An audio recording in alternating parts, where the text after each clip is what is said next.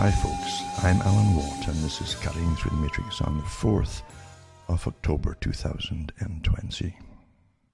I'm sure you all are a bit concerned, if you I suppose concerned is a rather weak word for all, isn't it? But I suppose everyone's getting the feeling of something again coming, something wicked and all that coming our way, because we're managed so well, aren't we? We're managed like children.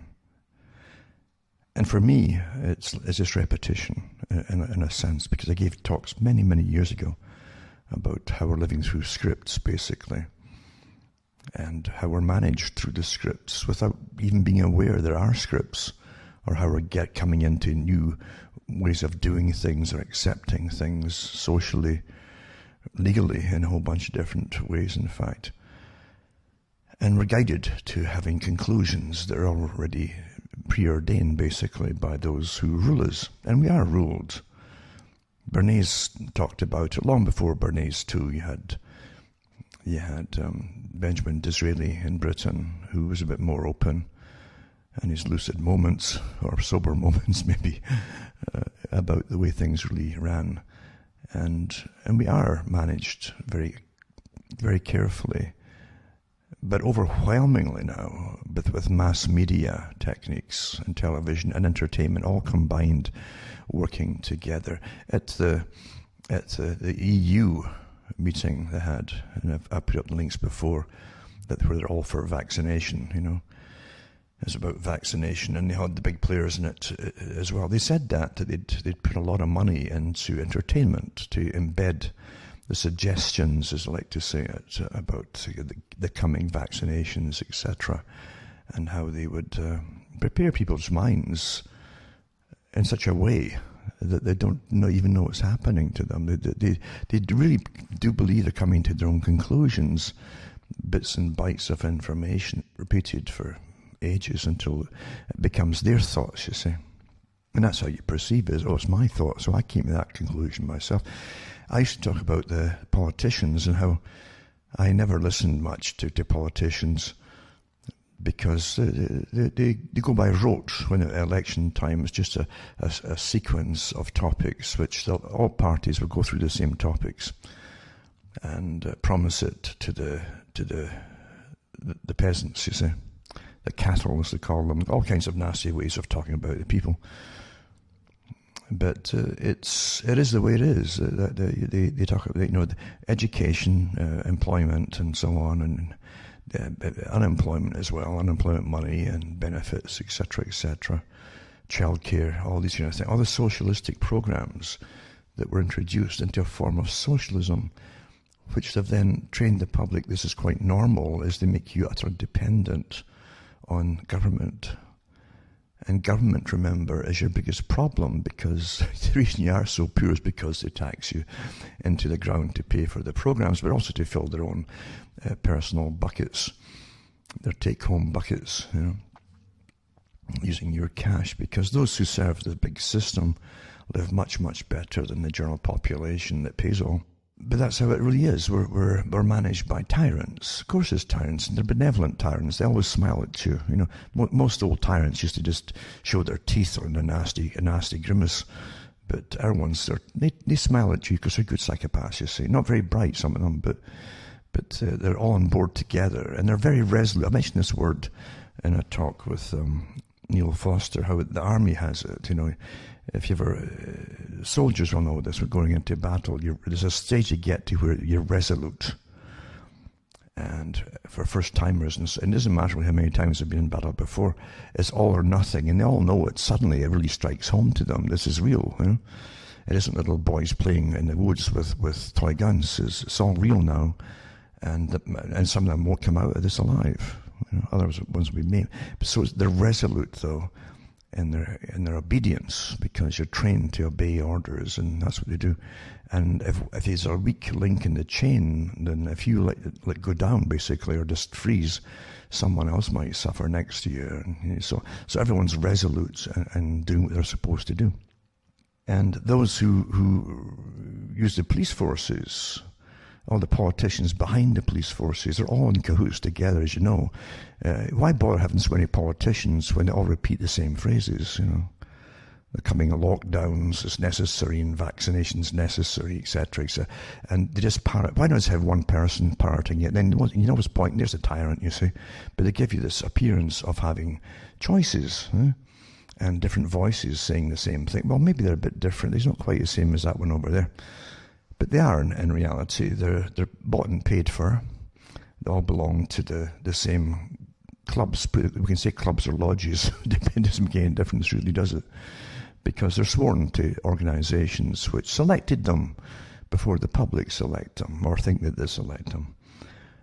And I used to say years ago, the only way to stop it all, at least that part of it, would be to at least demand and have, and everything's so corrupt I don't think you could even do it, but you would need independent groups that were really honest, which would be impossible in this day and age, I think, to check on those running for politics and to find out where they've given allegiance to already. What organisations like the CFR, for instance, or the Trilateral Commission, and because they actually put their own members into politics occasionally too, CFR more so. And even if they're not elected, you'll find a big chunk of your civil service, the higher members of them in different departments, they're members of the CFR as well, strategically placed. And that's a lot of people, especially when you take what used to be a British Empire system, or to Australia and New Zealand, any country that still has a Solicitor General assigned by the Crown, and Canada's still got one yet, and so there's the rest of them, then you're really under the same system, this strange democracy, but at the very top you've got a monarchy, you see, who has to okay everything and introduce a lot of things themselves at the top, and deny a lot of things that come from those that you think are elected. So you're living in a fantasy, really. And what you've got too is what you think is stable society, semi-stable societies at times, which again is a very thin veneer, because really society is very turbulent. And if you could see the turbulence, if you just got back from a nice sunny day and all that, and the smiling folk eating ice cream in the old days, before you had the open tyranny. But underneath it all, it wouldn't take much to spark off trouble between different peoples, religions, ethnic groups, political groups, ideological groups, from communism, Marxism, socialism, all the brands are the same thing, really, It's like cigarettes that are tipped and unfiltered and plain, all versus each other. So it doesn't take much to really spark it off. And I've always said this, everything will work even in a massive open society. You've heard the term so many times. The trilaterals use it all the time because their job is to bring in a borderless world eventually, but dominate it. Their own members would dominate it more openly. Trilaterals themselves are real technocrats. They're part of the big technocracy, where they would get things done without being elected, you see. And they all came out in force with Jimmy Carter many years ago. He had more trilaterals than ever. That's really when they came out. And they're really associated. They've all been members of the CFR, and then they're selected for their higher purposes. Because you don't think you're run by your governments. I really don't think that at all. Even before World War II, they had these organisations, different names for them all, running the system, even the old British Empire. And because they didn't trust politics or politicians, or the people for that matter. So they make sure there's always a deep state there, of course there is. And the problem in the US is they're completely overtaken by what used to be the radical revolutionary groups. And some of them are foreign in a sense, that really run everything and turn everything upside down. So your official organizations in the state, even the FBI, is beyond compromised by the very people that the FBI was there to investigate, run by them now. It's quite interesting to see who advises the FBI. It truly is in this day and age. So I won't go into it in too much detail because it's boring, really.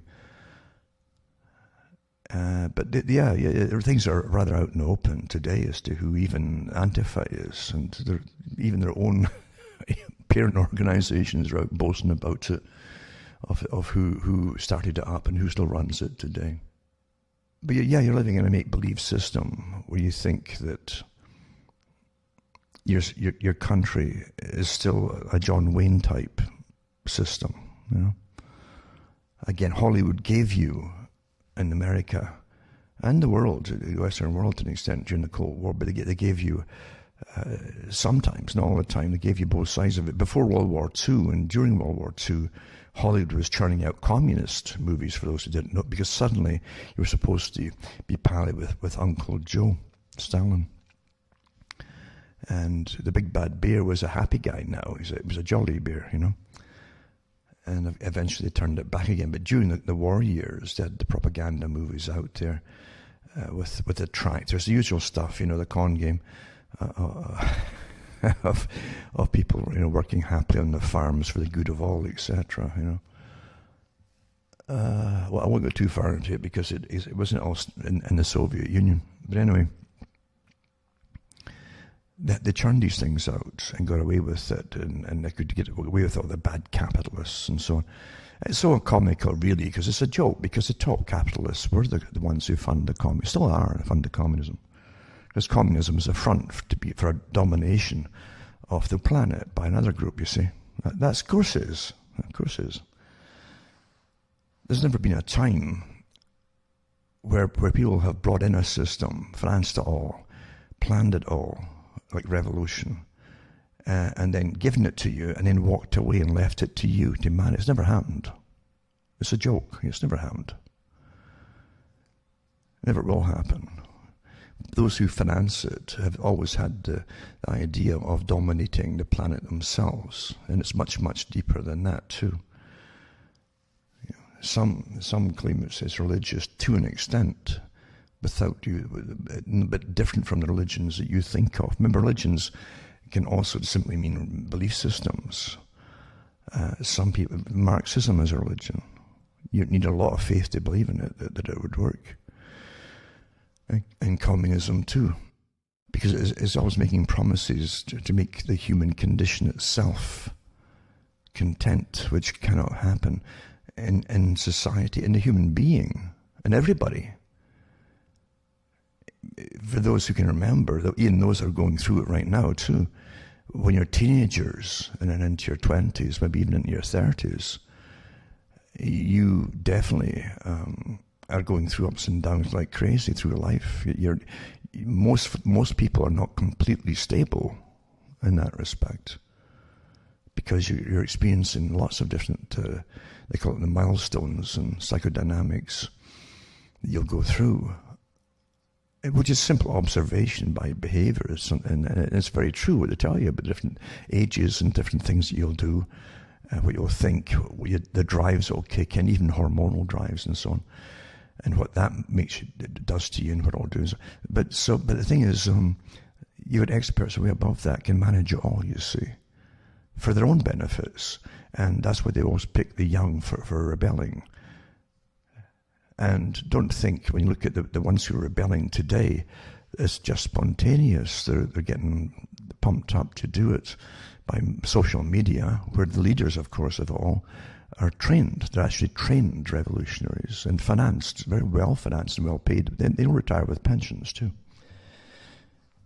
So you're living in a kind of make-believe world all the time, much like getting back to World War II and after World War II, when they were churning out propaganda movies. They gave you an idea of a wonderful, clean society, very clean, you know. And that's what really got people in Europe and across the world looking at the movies. They said, goodness sakes, the people in America have big cars.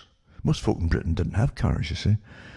It was even astonishing to see them all have, in the movies, it didn't matter who they were, having phones. This is the impression they gave you. And, like, they've all got phones. It was so expensive in Britain to have a phone, you know, personal phone. Doctors would have phones. People were important, you see, in society, in the community, but most folk didn't have the phones because they were expensive. And just making local calls was expensive, never mind long-distance calls. So they didn't so much have cars, and they didn't have phones, most folk. That's why you see these British phone boxes all over the place in the movies. They existed right up into the 1970s, 80s. They started dwindling with the cell phones in the 90s. But they were all over the place in Britain and in Europe too. But people would see these movies from Hollywood and think, my goodness, these people are so rich. Even the working class is rich. Look, that's how it seemed to be, you see. But it was all make-believe, and it was propaganda. And it was put out not just for people abroad, but also people in America too, to give them the impression that even if they're in the bottom rungs of society financially, that they were part of something bigger and better and clean and decent. It kind of gave that optimistic feeling. And at that time too, there was more optimism because there was a lot of work. The war brought in a lot of industry, an awful lot of industry, mainly for the war effort, you see. Unlimited financing. That's why the need love crisis, you see, whether it's pandemics or wars of other kinds, when there's just billions of tax money getting tossed all over the place into pockets, then they can also use some of it, even though it's supposed to all go towards making factories or whatever it happens, or vaccines. It's all the same kind of stuff. It's very Orwellian, How many tanks have we turned out today? We've got 2,000 more tanks than we thought we'd get this week, and we've broken our quota, and they'd all do a big hooray, etc. And now it's going to be how many vaccinations you can give out, how many tests you can do for COVID. Same techniques being used. But again, in America, that was the impression that they gave generations. And there were people whose mums, they thought it was, especially women, they thought it was all real. They'd come home and they'd look at their husbands, and husbands often had, they were miners, for instance, or they worked in factories and things like that when there was factories to work in. But none of them were dressed in the suits and tie, the working class, you see. And they didn't have cars. They didn't take their wives out to ballroom dancing like Fred Astaire would do. And so the women were bored stiff. They all thought they should have that kind of life, like flappers in a sense, and have a great time with these very wealthy people. They were all on celluloid. It was all movies. It was all fiction. But it helped disrupt society to an extent, because people who are not happy with reality will try and act it out in other ways. A lot of them did. And of course, marriages started to break up in probably in the 60s and definitely in the 70s. It was pretty getting more common, especially with the younger people. So folk have no idea that you're living through fiction most of the time. And you follow the fiction, including the reactions to what you're supposed to do as they're destroying society and destroying marriage. You actually, we just get a divorce, then you can't work through this. And of course you had massive promiscuity with the pills, I say, throughout Europe and so on. And even then, you had a lot of fallout from unwanted pregnancies, as I like to call it now. But the state stepped in immediately in this socialist system and took care of that, of course. Until we're at the mercy of the state in so many ways, right down to should be just like, you find that some of the founders of the Fabian Society, for world socialism. Some of the founders, like George Bernard Shaw, saying that you'll come to us. He says, you think we're going to give the working man a good life, and no, he says, you're not going to have a wife to come home. We want her out there working as well. And so this is what they're telling you, what socialism really means. It's not, most people, they would get people to rile up and follow them initially just for having a decent working wage and more guarantee of having the work, as opposed to being laid off every other week sort of thing, or a month. But no, they have other ideas what it's all about. They want to double the tax base, destroy marriage altogether, and then rule over you. And here we are today. And he said that you'll come to us and we'll decide what you have to tell us why we should keep you alive. It's really quite fascinating. In the 80s and the 90s up to the present, the same technique was used when they brought out, oh my goodness, people are going to get laid off before they're 40 now, and they were talking about in CEO jobs, or upper management jobs, and you'll never have a lifelong job for the rest of your life ever again. So that's a thing in the past and so on. But they'd actually put forms out. That was all borrowed from socialism. Because they understand, those who own the big businesses, their bosses at the very, very top, not the top dominant shareholders, are the same characters that give you communism. So they would hand out to their employees, when they were downsizing, forms with questionnaires. Well, why should we keep you here? What is your contribution to the fact? And you decide to fill it in yourself, you see, and put yourself out of work. Same thing. You have to start seeing how things are connected in life before you'll ever really figure things out in any other way, personally, for your own benefit and what's happening to you. And when you're having your little rebellions in adolescence, and you won't know what you're rebelling about really half the time, you're just uncomfortable with everything, and things aren't the way it should be, or in your own personal lives, and some folk will blame the whole of society for it, you see. So you're easy to get picked up, and you're meat, really, to be used by those who want to use you for other purposes. So yeah, you're not completely stable all through your life, even with your own relationships at times as well, because you're fighting different instincts, and the instincts are to bond, whether you like it or not, with sexual mates. And where the whole agenda has been for an awful long time is to separate the bonding process and intimacy from the sexual act. That was Frankfurt School spelled out quite literally like that, and other groups too.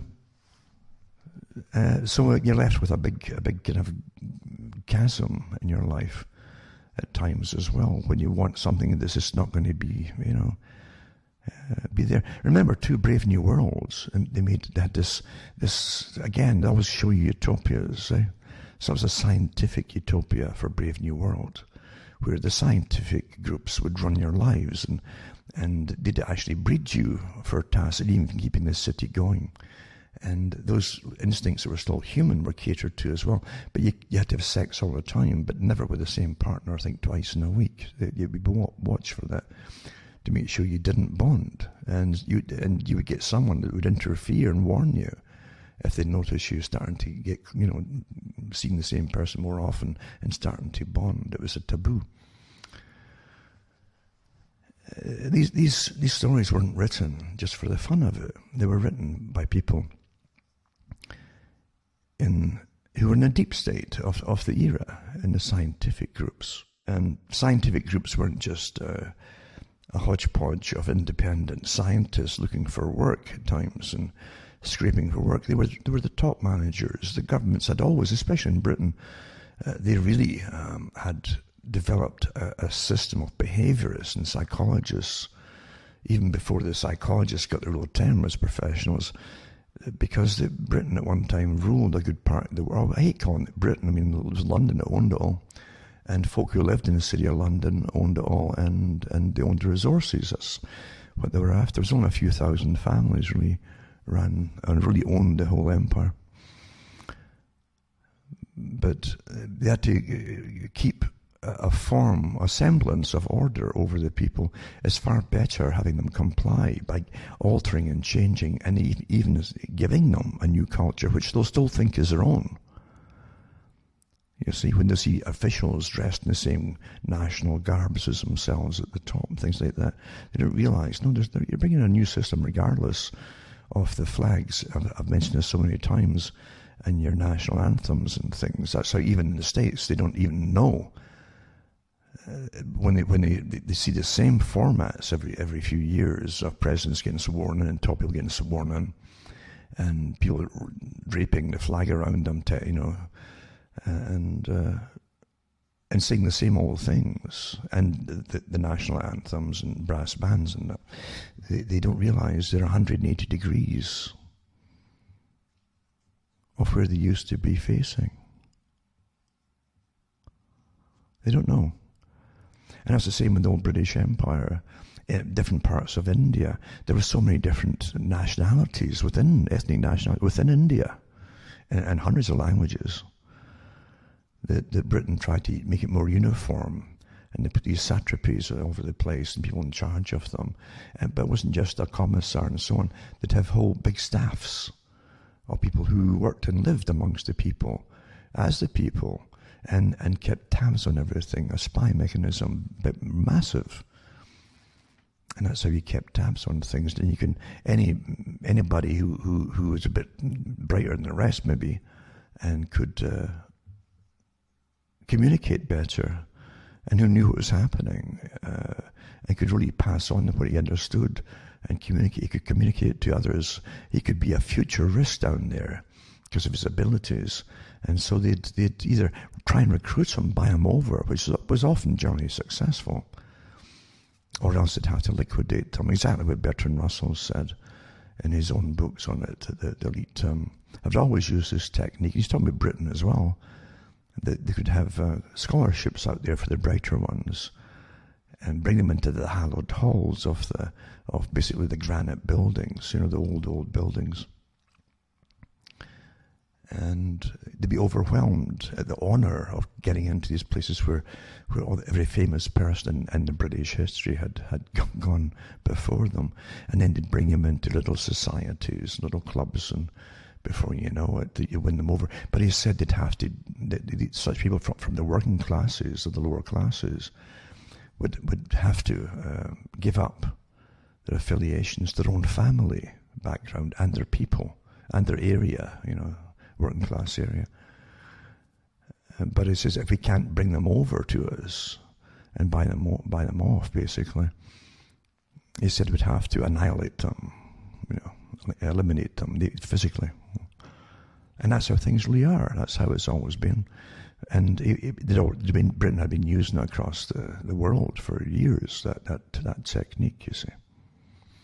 And I'm sure other nations before that had empires did the same kind of thing. Knowledge is generally very old, and why relearn it? It's like reinventing the wheel. They keep incredible archives of how to do these things down through time. And for the elite too, there's an elite money class too, going way back thousands of years, that always moved out of nations when the trouble was, when the barbarians were moving in, put it that way. And when everything was so debauched and cities were collapsing, like Rome, the Roman Empire, they'd move out with their money and they'd see it all coming, the brighter ones, and they have their own communication ability through the old caravan trails and commerce and sea. And they prepare for it and move out and take the money with them. And when they did that, that's why you see suddenly an empire would start off in another country, because people had moved in with money. That happened in Holland, as an example.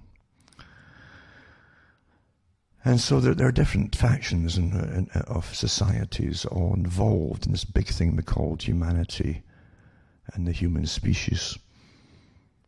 But today, for world domination, which again the trilaterals, remember, are part of, they were set up to bring in world domination, a specialized branch, surely, of the higher CFR, or what was the Lord Alfred Miller Group, that again was for world domination.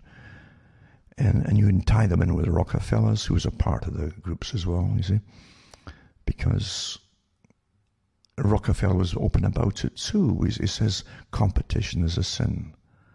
Odd thing coming from a top capitalist, or is it?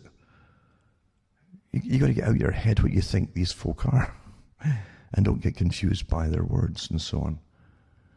They want order in society. Competition's a sin. The Alfred Milner Group not only used the British Army to take over and police these nations on behalf of their group, their clique, basically,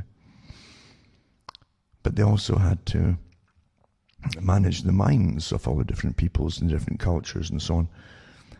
But they wanted a society where everything was ordered, and the right people should look after resources, which was themselves, you see, the people who ruled the Milner Group.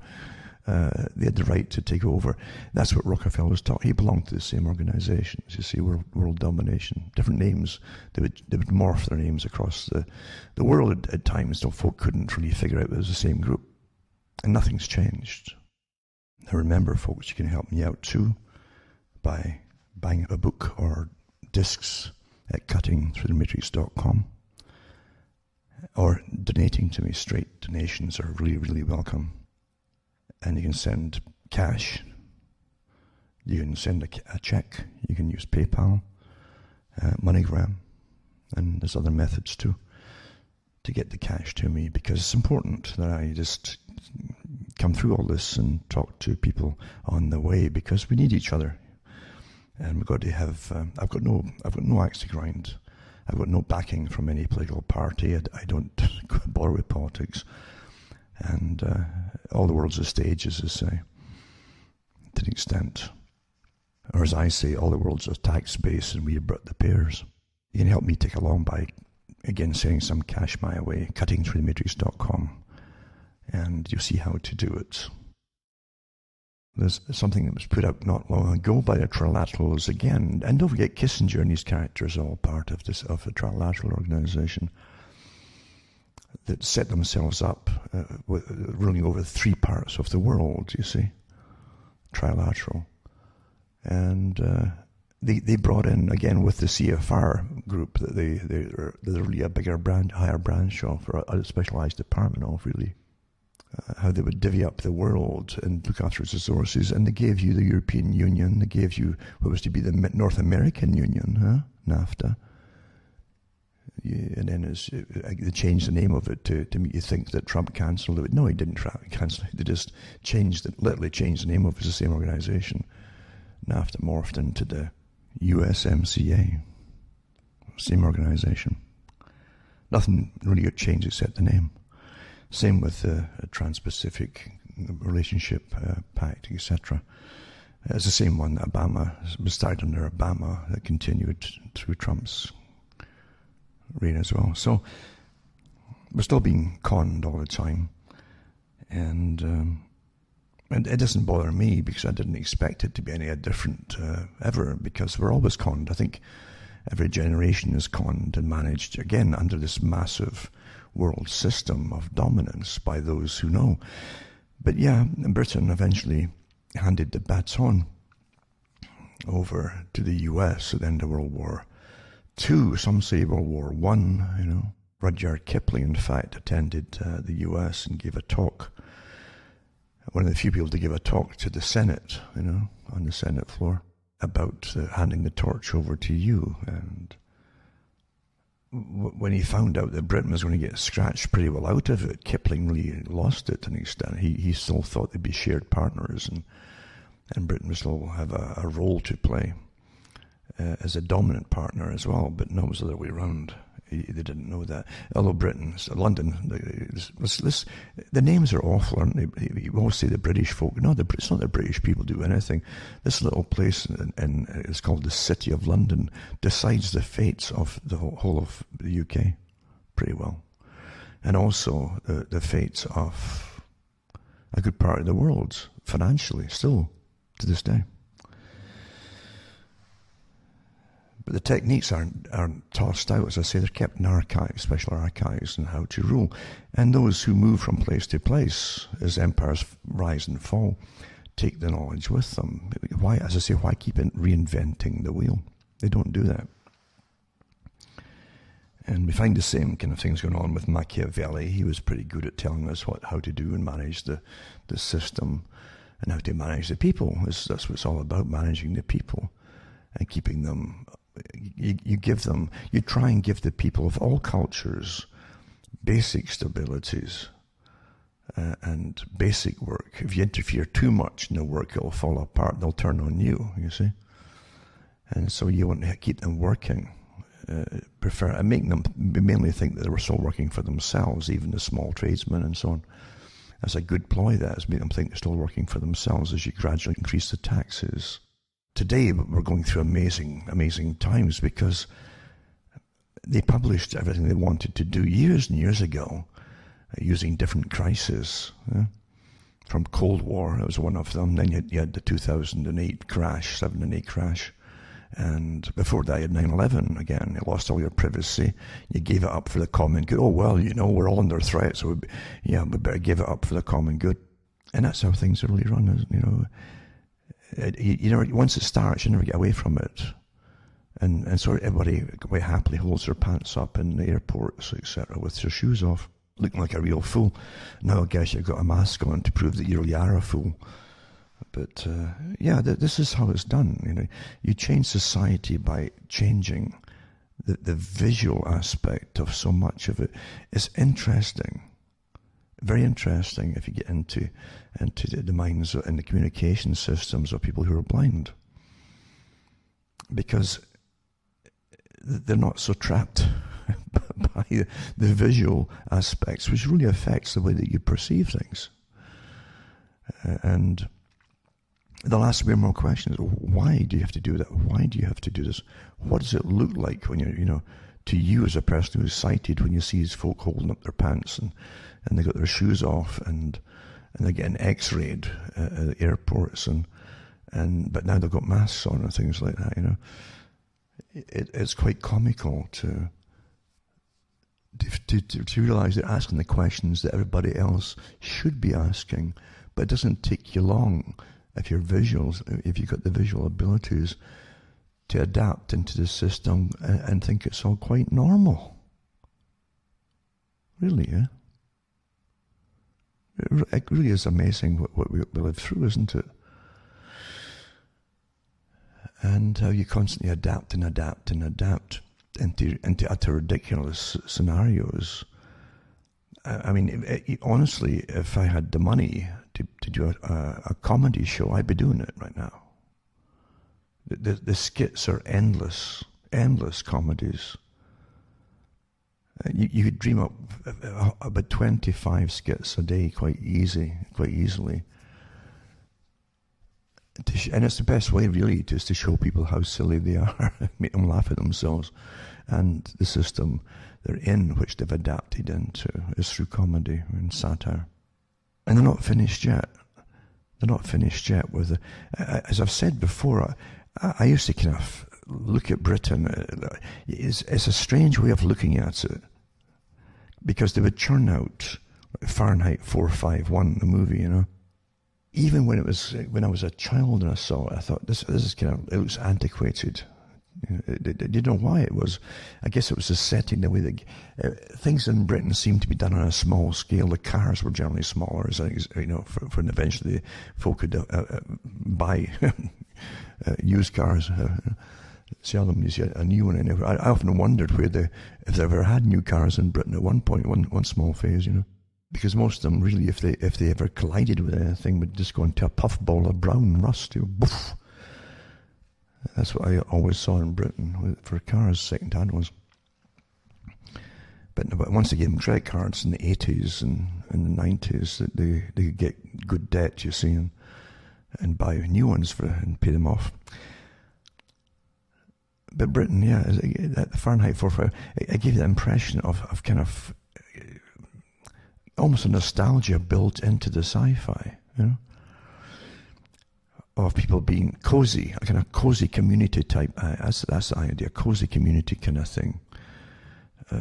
So you'd see a small town, and you see the fire trucks going through it with the big tannoys shouting it for everybody to come out into the gardens, men, women, and children, which they had to do by law, you see, because it was a socialistic type system. Now, you can call it fascistic, socialist, it's all the same thing. Exactly the same thing as far as I'm concerned. Same techniques are used for everything, and paperwork for everything too, and permits and yada yada. So they see the families going into the gardens there as these things go past them to check them on, so they're looking for a fugitive. And it just seems so silly, small townish. And the fact too that they didn't have the money in Britain to churn out a lot of special effects in those days, They were always broke after, I guess, World War II. It never recovered from World War I, really. But then when you found out, when you look at even the old Doctor Who scenarios, there was the World Health Organization, I suppose, but Doctor Who and his the time machine, Time Lord, of course. A different story behind it, what Time Lords are, actually. But they showed you, again, the small town scenarios, the settings here and there in villages and towns, a little bit of special effects and so on. But it still seemed that kind of quaintness that they always seemed to put into their productions, the quaintness. And I thought, really, it's a great way to introduce that which is new, isn't it? Under the guise of we're still quaint, we're still small, even though you're not. The impression that you're still small towns, small villages, small communities, this idea of what it used to be, and bring in the new totalitarian regimes gradually until it is the normal. You're in the sci-fi movie, and the things that you used to say that could never happen, you're actually in it. You're hearing the same phrases as they introduce different parts of the silly agenda being used for the public. Again, never mind the slogans, they were all in it together and so on. And then you realize that things that you used to laugh at, with these old things in Britain, they're actually here.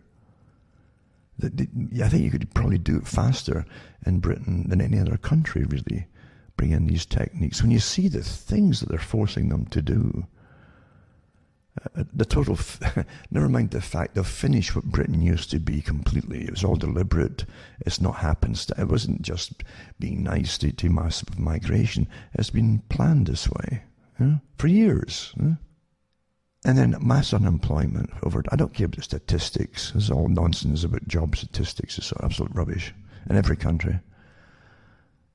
And right down to folk getting a universal basic income to stay at home, just like they do in the States and other countries too, and Canada. I think some business in Canada can claim it as well.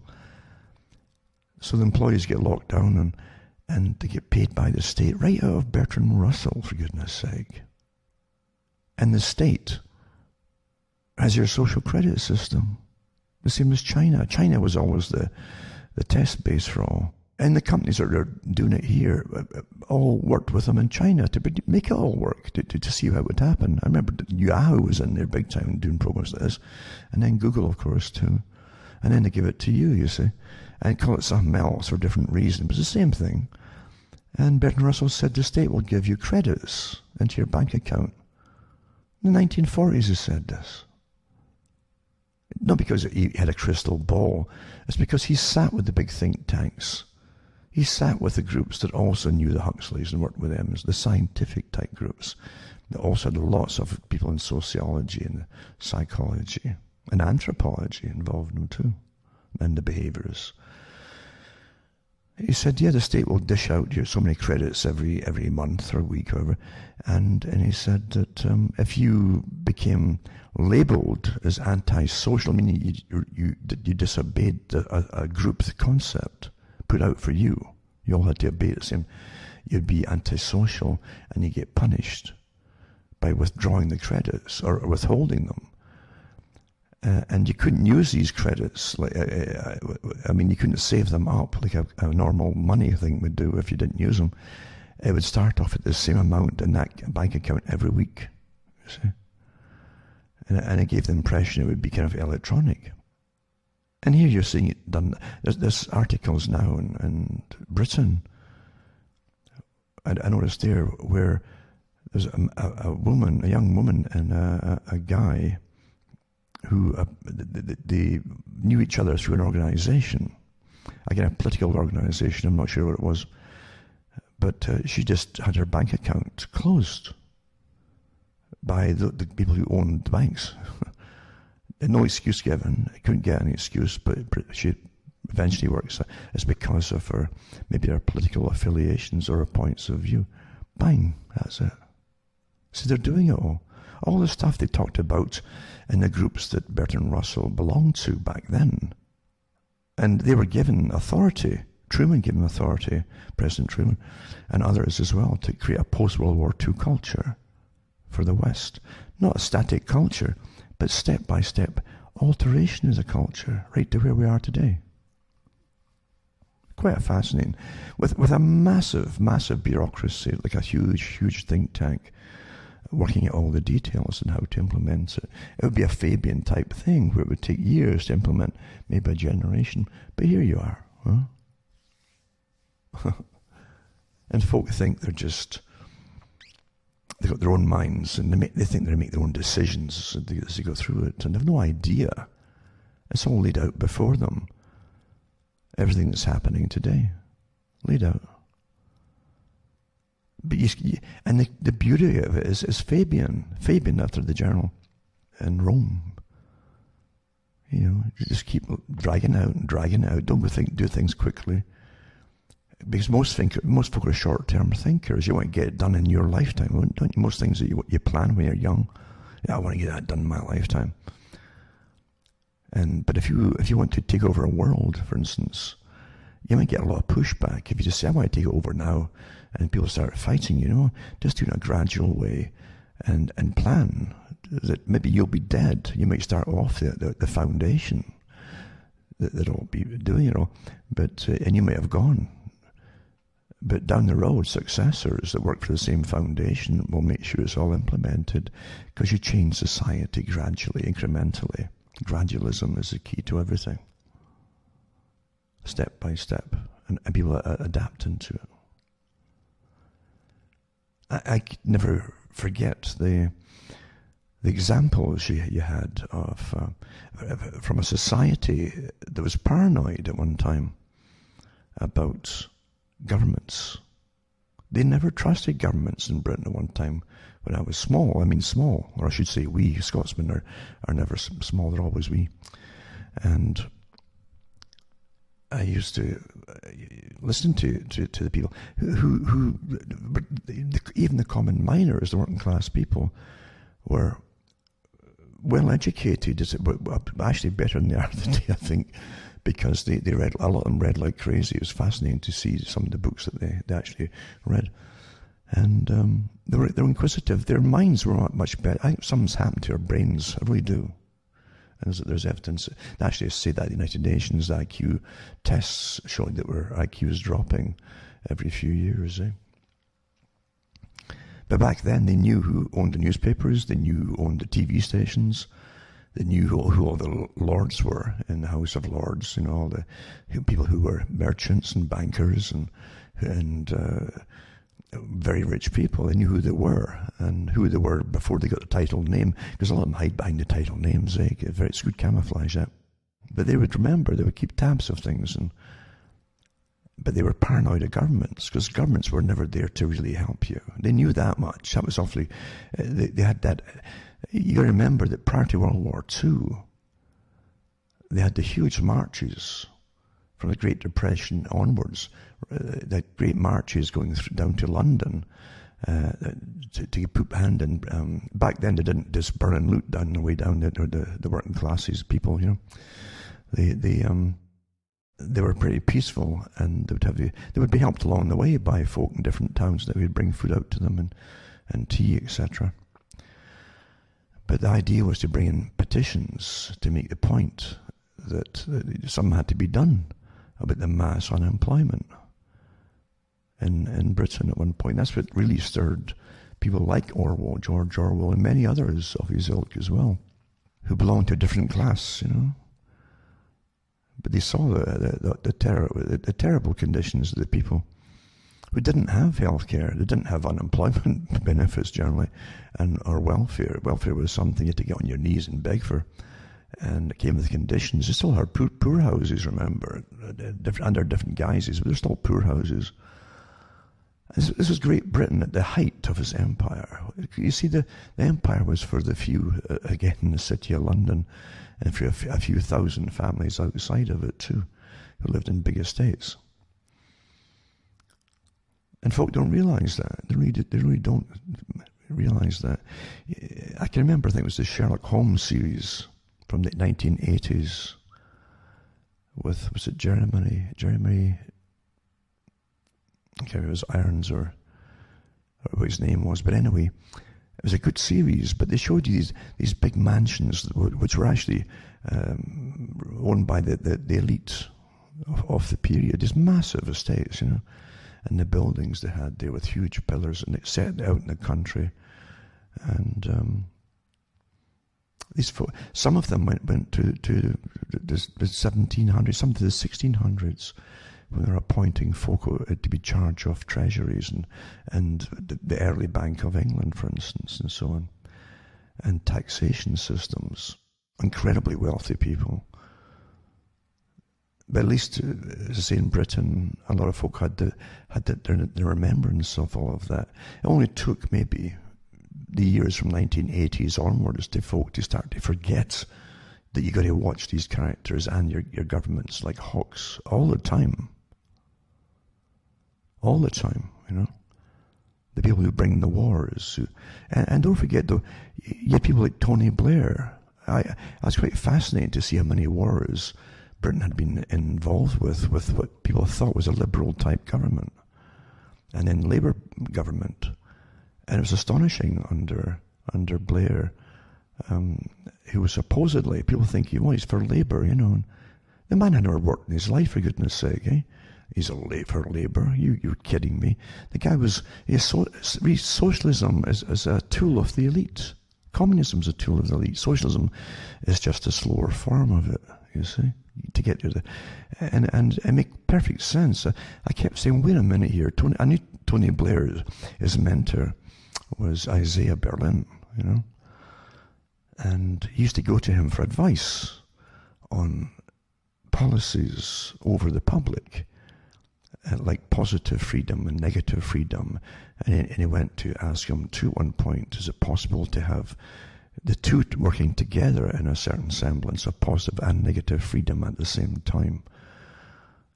But then Tony Blair was like a one-man band, but he had a few around him that were just as supposedly far left as him, who also, they all end up incredibly fabulously wealthy, because they're owned by masters, you see.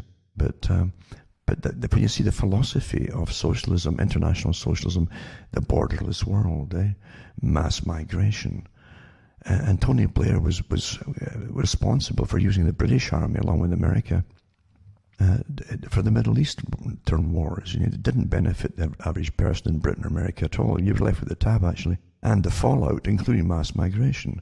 It was all factored into it before they started, because Tony Blair wanted to destroy the remnants. His left-hand, his right or left, probably left-wing, left-hand man said it. The guy next to, who was his deputy, said it a few years later, and I read the articles on the air at the time, that Tony Blair's, his policy was to eradicate, basically, the British, you know, the white British people in Britain itself. That's what his deputy said. It was published in the papers at the time. And you say, well, wait a minute, where does this factor into representing Britain? Well, you got to understand what their concept of Britain is. You got to also see what their concept of going across the Middle East and financing terrorist organizations, even starting them up. They were just mercenary organizations, most of them, to attack other countries. Well, we know there's a pact, but there's a pact involved here. We all know this. We can't go any deeper than a pact. But also, it fulfills socialism's agenda by getting rid of what they claim is secular governments. Even the one in Egypt, when they voted the guy in Egypt, they said it wasn't secular enough, so they had to dethrone him as well. Well, who's they, you know? Did the people in Britain get it? No. Or the US? No. We're as ignorant as ever about it all. Of course we are. But there's always a they there, and it said in the papers that the authorities, whose authorities, said that they wanted secular governments, and because they're easier to rule, you see. People who stick to their religious beliefs will stand up for themselves collectively and be a problem. You do away with that, and folk can't stand up much for anything at all. In Canada, I can remember years ago when they were deregulating the telecommunications industry, because you had big cable networks in the cities,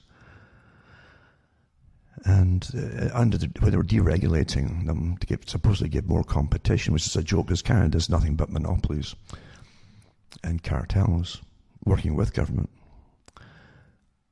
But they said, the snowbirds, the retirees are going to have to start paying the higher prices now, because before they got some kind of subsidy or something, or discount. And that was the only time I remember, and they said this in all the media at the time, that Ottawa, the Parliament, was overwhelmed with letters and complaints and phone calls from people demanding that the snowbirds get their same discounts and so as they could get their entertainment. Because you see, that's your propaganda thing. The folk are hooked on it. That's the only time. Did they stand up for anything? No. Did they stand up against the wars across the middle? No. But they stood up when they're take their TV off them and they're ready to march to Ottawa, crutches and all. I mean, it's astonishing to see how things really are. And before I get off that part of the topic, because I'm rambling a bit, it's to do with socialism itself. I can remember, as getting back to the people in Britain and elsewhere who knew what socialism was. Nothing is for free. That's one thing they all knew. Well, nothing's for free, There's conditions. And once you're dependent on a system or parts of a system, they're going to demand more from you and more compliance in ways that that's not good for you. Like taking vaccinations is one of them. That's already written into these handouts are given. If you haven't noticed them, have you read the small print everywhere? Nothing's for free. You sign away every right to even say no. If you've signed it, well, you're now going to have a problem getting out of it, aren't you? Everyone's contractual legalities, the law of the sea, maritime law, and all the rest of it. It's so true, isn't it? All of that stuff. But people really, they don't know. They think they're living in a real system and almost like a small time, even if you're living in a city now. If you watch television often, you'd think you're living in a small town, rural area, as they give you the nonsensical, nostalgic drama series and so on. Unless they're giving you the hypersexualized dramas that folk are completely addicted to, and Games of Thrones and all the rest of it, and then you worship the portrayal of sadomasochistic psychopaths as they battle with each other for supremacy. It's quite interesting to see what they've done and what they've made appealing to the public. At the same time, remember, as selected psychologists and behaviorists are given big money to put out, and in collusion with BBC and other TV organizations, to put out shows on, under like pseudo-documentaries. Maybe it's a natural thing for psychopaths to rule over us. Maybe we need them. Because they can make the decisions. No kidding, They can make the decisions, There's nothing out there by chance. Nothing. Everything's vetted and for a purpose. And the purpose generally is to get inside your skull and do a bit of tampering, implant itself, and down the road, you'll be saying, maybe we need a psychopath to be a strong man to get us out of this. Yeah, I saw that program too. It seemed quite interesting, It's too easy, isn't it? It really is too easy. That was it. Dexter. I never saw it, but people made a big deal and sent me lots of articles about Dexter. It was about a psychopath who was portrayed as the good guy in some TV drama series, where he'd eliminate the bad guys, like the vigilante type thing, using his cunning and his reason and his inability to get away from. But he had no personal stake in it. He was a psychopath, you see. I saw recently that 2 women used that in their defense, because they had a relationship together, these 2 women, right? But one of them had been married, I think it was. No, they wanted to get money in, so they decided to use men. They'd lure men in, you see.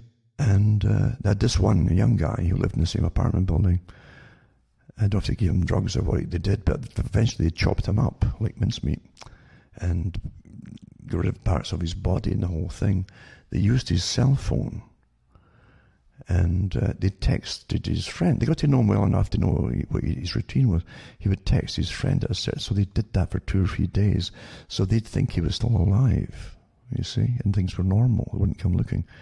And a whole bunch of things that they said they got it all from watching that Dexter, and then they used his money, his bank account, and that whole thing, and yada yada yada. They could use his app on his phone for, you see. But everybody else, they would never have a clue he was gone, because he was still texting them apparently, and I'm fine, and they knew what he would say to his pals and how he would joke with certain, all from watching that Psychopath series. Interesting, you know. They used to say, years ago, monkey see, monkey do, eh? And it's a sad truth, isn't it? It's a terribly sad truth. Humans are just too easy to manipulate. And it's not new. It's an old thing that they're easy to manipulate, and our fashions are part of it. In fact, the fashion can be, you know, physical fashion that you wear, clothing. It can also be it can be your behavior. The gesticulations you use when you're chatting or standing. It can be deportment, in other words. I mean, deportment for the wealthier classes. I don't know if they still teach. They used to teach it in finishing schools for women, but they had ones for guys too, where they could even, there's a certain way to sit down with grace, you see, and look confident and graceful. Actors used to get taught this kind of thing too, how to do it all. But their accent, that's where you get the posh accent. That honestly is, so if you take English is the common accents. that's real English. And they had different dialects throughout England and in Scotland too. In Scotland, you would go up and down the coast, the different dialects would be astonishing. Even though towns, you got to remember, towns even 2 or 3 miles apart could have big differences in the terminology they used too, in words and old words, and the year of the words they still used. The same went all through England. It was quite fascinating. Unfortunately, TV's destroying most of that and making it more uniform. But the upper crust accents really, to an extent, were affected, because they didn't want to sound like the common folk. So they kept adopting new ways of speaking, and to differentiate them from the common people, until you ended up with absurdities before World War II. You had that short clipped, they call it a clipped accent. And as I mentioned before, certain words had to be pronounced exactly the right way. You couldn't say happy anymore. You say happy. They were happy. You think it was an H-E, you see. And then you had the physical gesticulations they would use in their deportment as they were chatting to differentiate themselves from ordinary people as well. It's absurdity. Humans are pretty laughable. I mean, as a species, aren't we? You know? When you look at the French revolutions, and you look too at how it led up to it, and the debauchery in France as well. And you had people like Benjamin Franklin over there as the ambassador for America or the U.S. To France because France was funneling it was there to gather loans to keep the revolution going. You see, he eventually, by the way, had a Masonic trial going back to the States, because he'd been embezzling a lot of it, and that came out as well. But that's why his son couldn't get put in as a kind of higher level civil servant or whatever happened like that. It's because of that. But back to France, he went to the parties in France. Quite fascinating to see the parties. There's fantastic records in France of the different Americans that were sent over there. But Franklin took the biscuit. I mean, he was given a big mansion and treated like royalty. You always read in history books of this common American, this plain American, you know. Oh, that was a plain American, me. And that's how you picture him. That's how they put in the movies. But he lived in a mansion like a king over there. Servants, teams of servants and coachmen. And they had bills there of the cost of keeping it up from there. And just the booze alone that was ordered every week, like drums and cassettes of this stuff for his parties that he laid on. These were all-night parties, eh? And Madame Pompadour and all these characters that he met, who would go in with her fashions and her affectations. And she had literally the famous, was it her? I think she had the famous, one of them had the famous bird cages woven into the wig that she had, about 4 feet above her head, eh? Just to be different, you understand? So it's rather sad to look at humans who want to be seen and adored and to impress people, Oh, aren't you impressed at the cash I've blown for this one night, There you go. So we're very predictable in a sense. Very, very predictable. And corruptible is the other thing too. But I don't think there's ever been a system where you've had an honest system of governance. They say that the best form of governance you can possibly have is when Rome started off, as an example, early Rome, where they had copied a lot of the Greek culture. And Greek had fallen into decadence and went down the tubes as well. And empire. I mean, don't forget that Greece went into empire.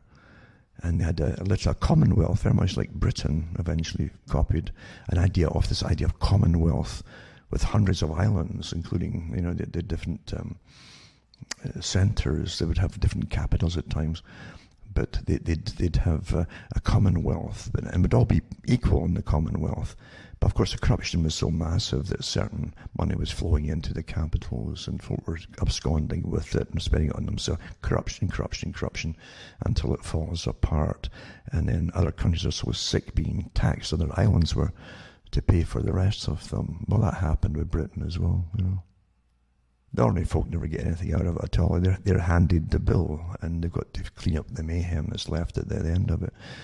But that's how it works. Rome took over from the Etruscans, as you know, and they talk about having it was much more honest at the time when you had more of an equal poverty, because the landowners worked with the people and their slaves.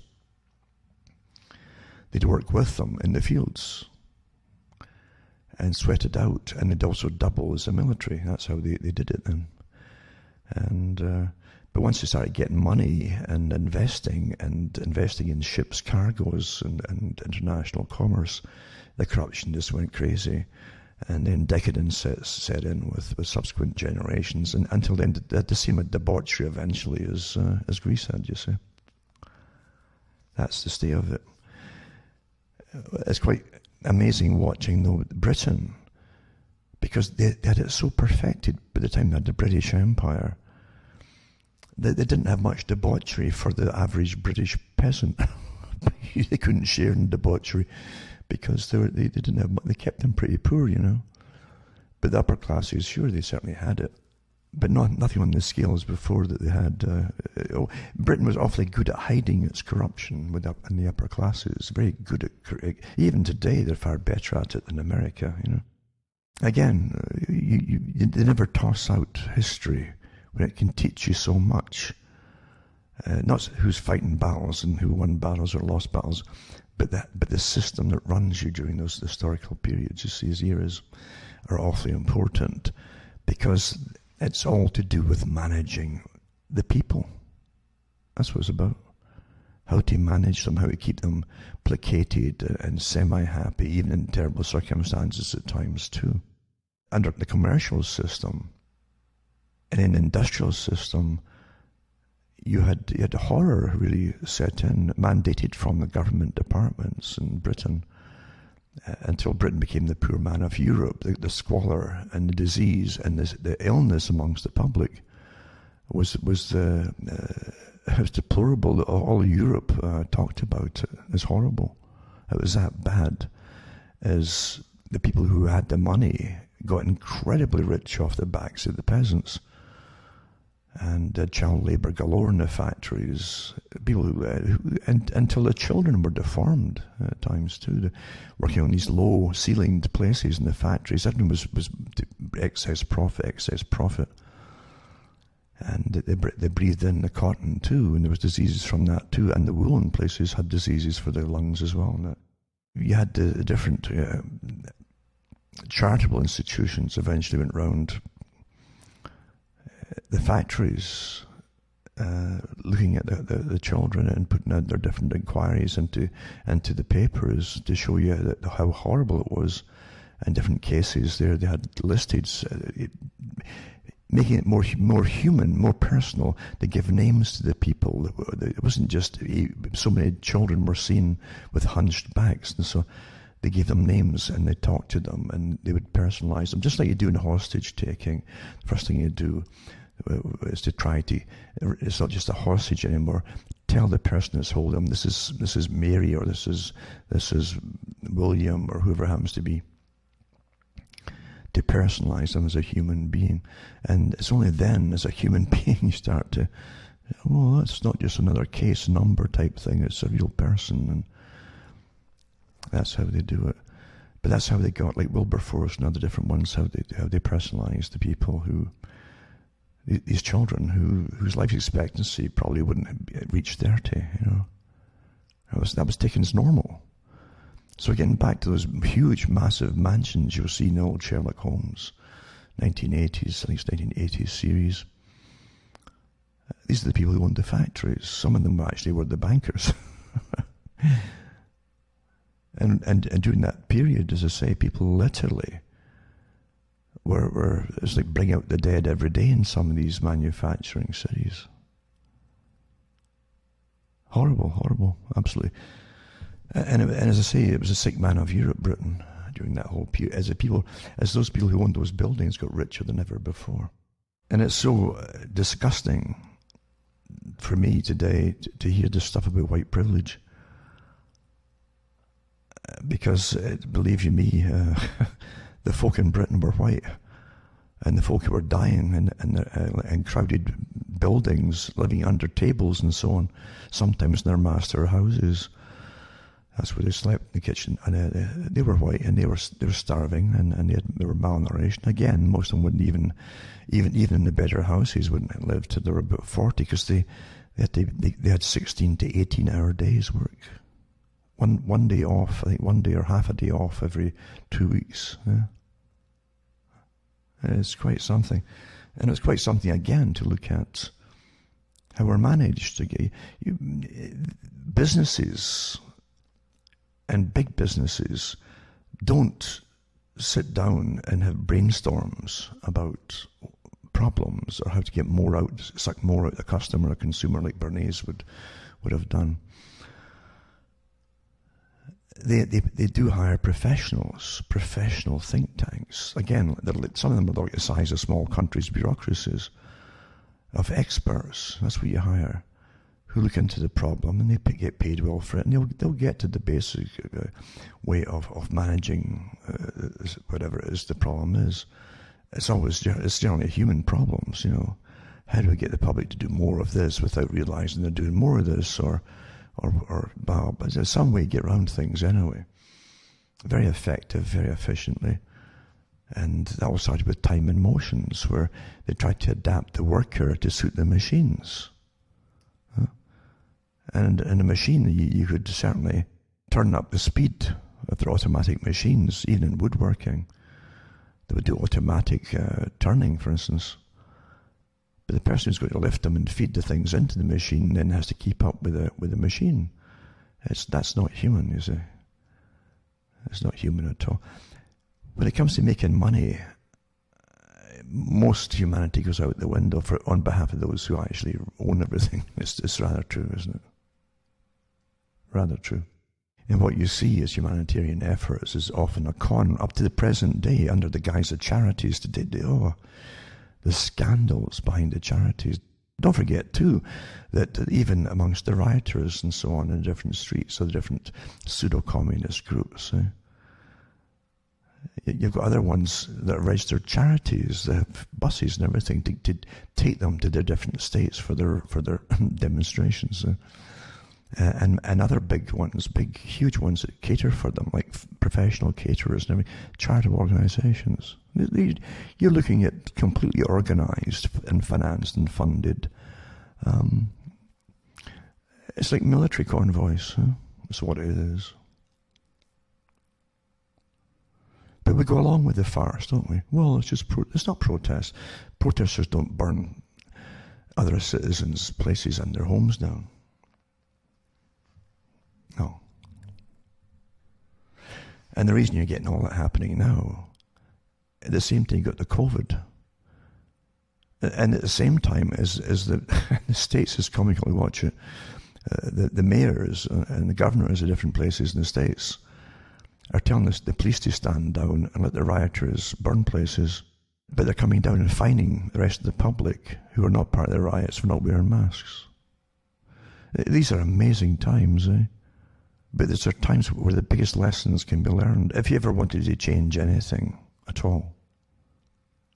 Because at the same time, as they're really telling the cops to stand down,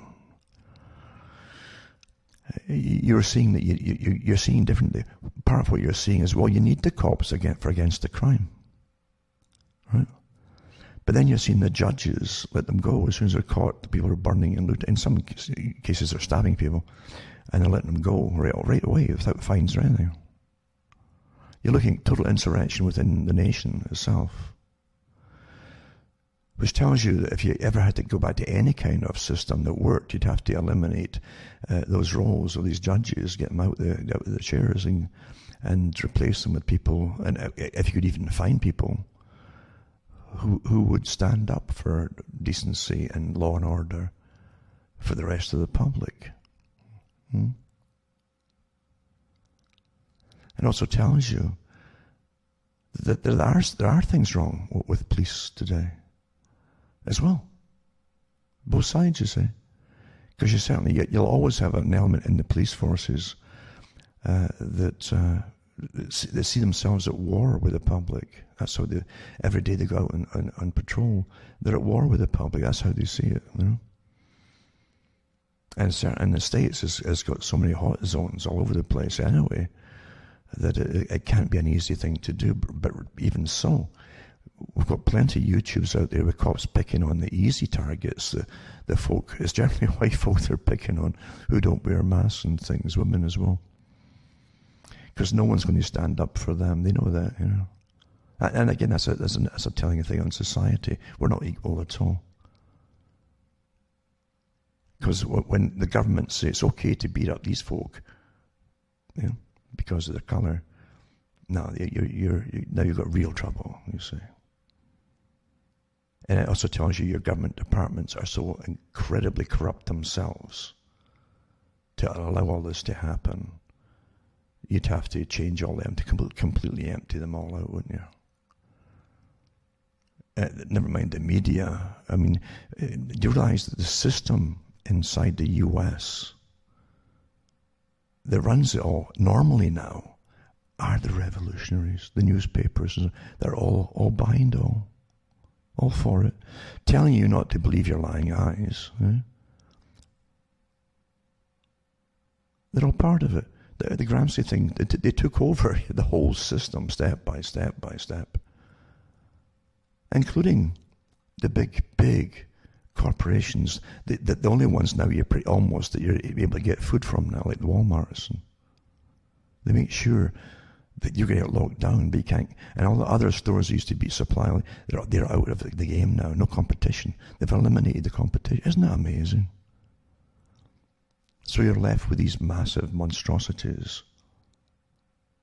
They can then enforce. Well, if you come in, you sign your name and address at the very least, in case one person in the store might have COVID, because we want you to come and see you because you were there that day too. See? Conditions, compliance, or punishment for not complying.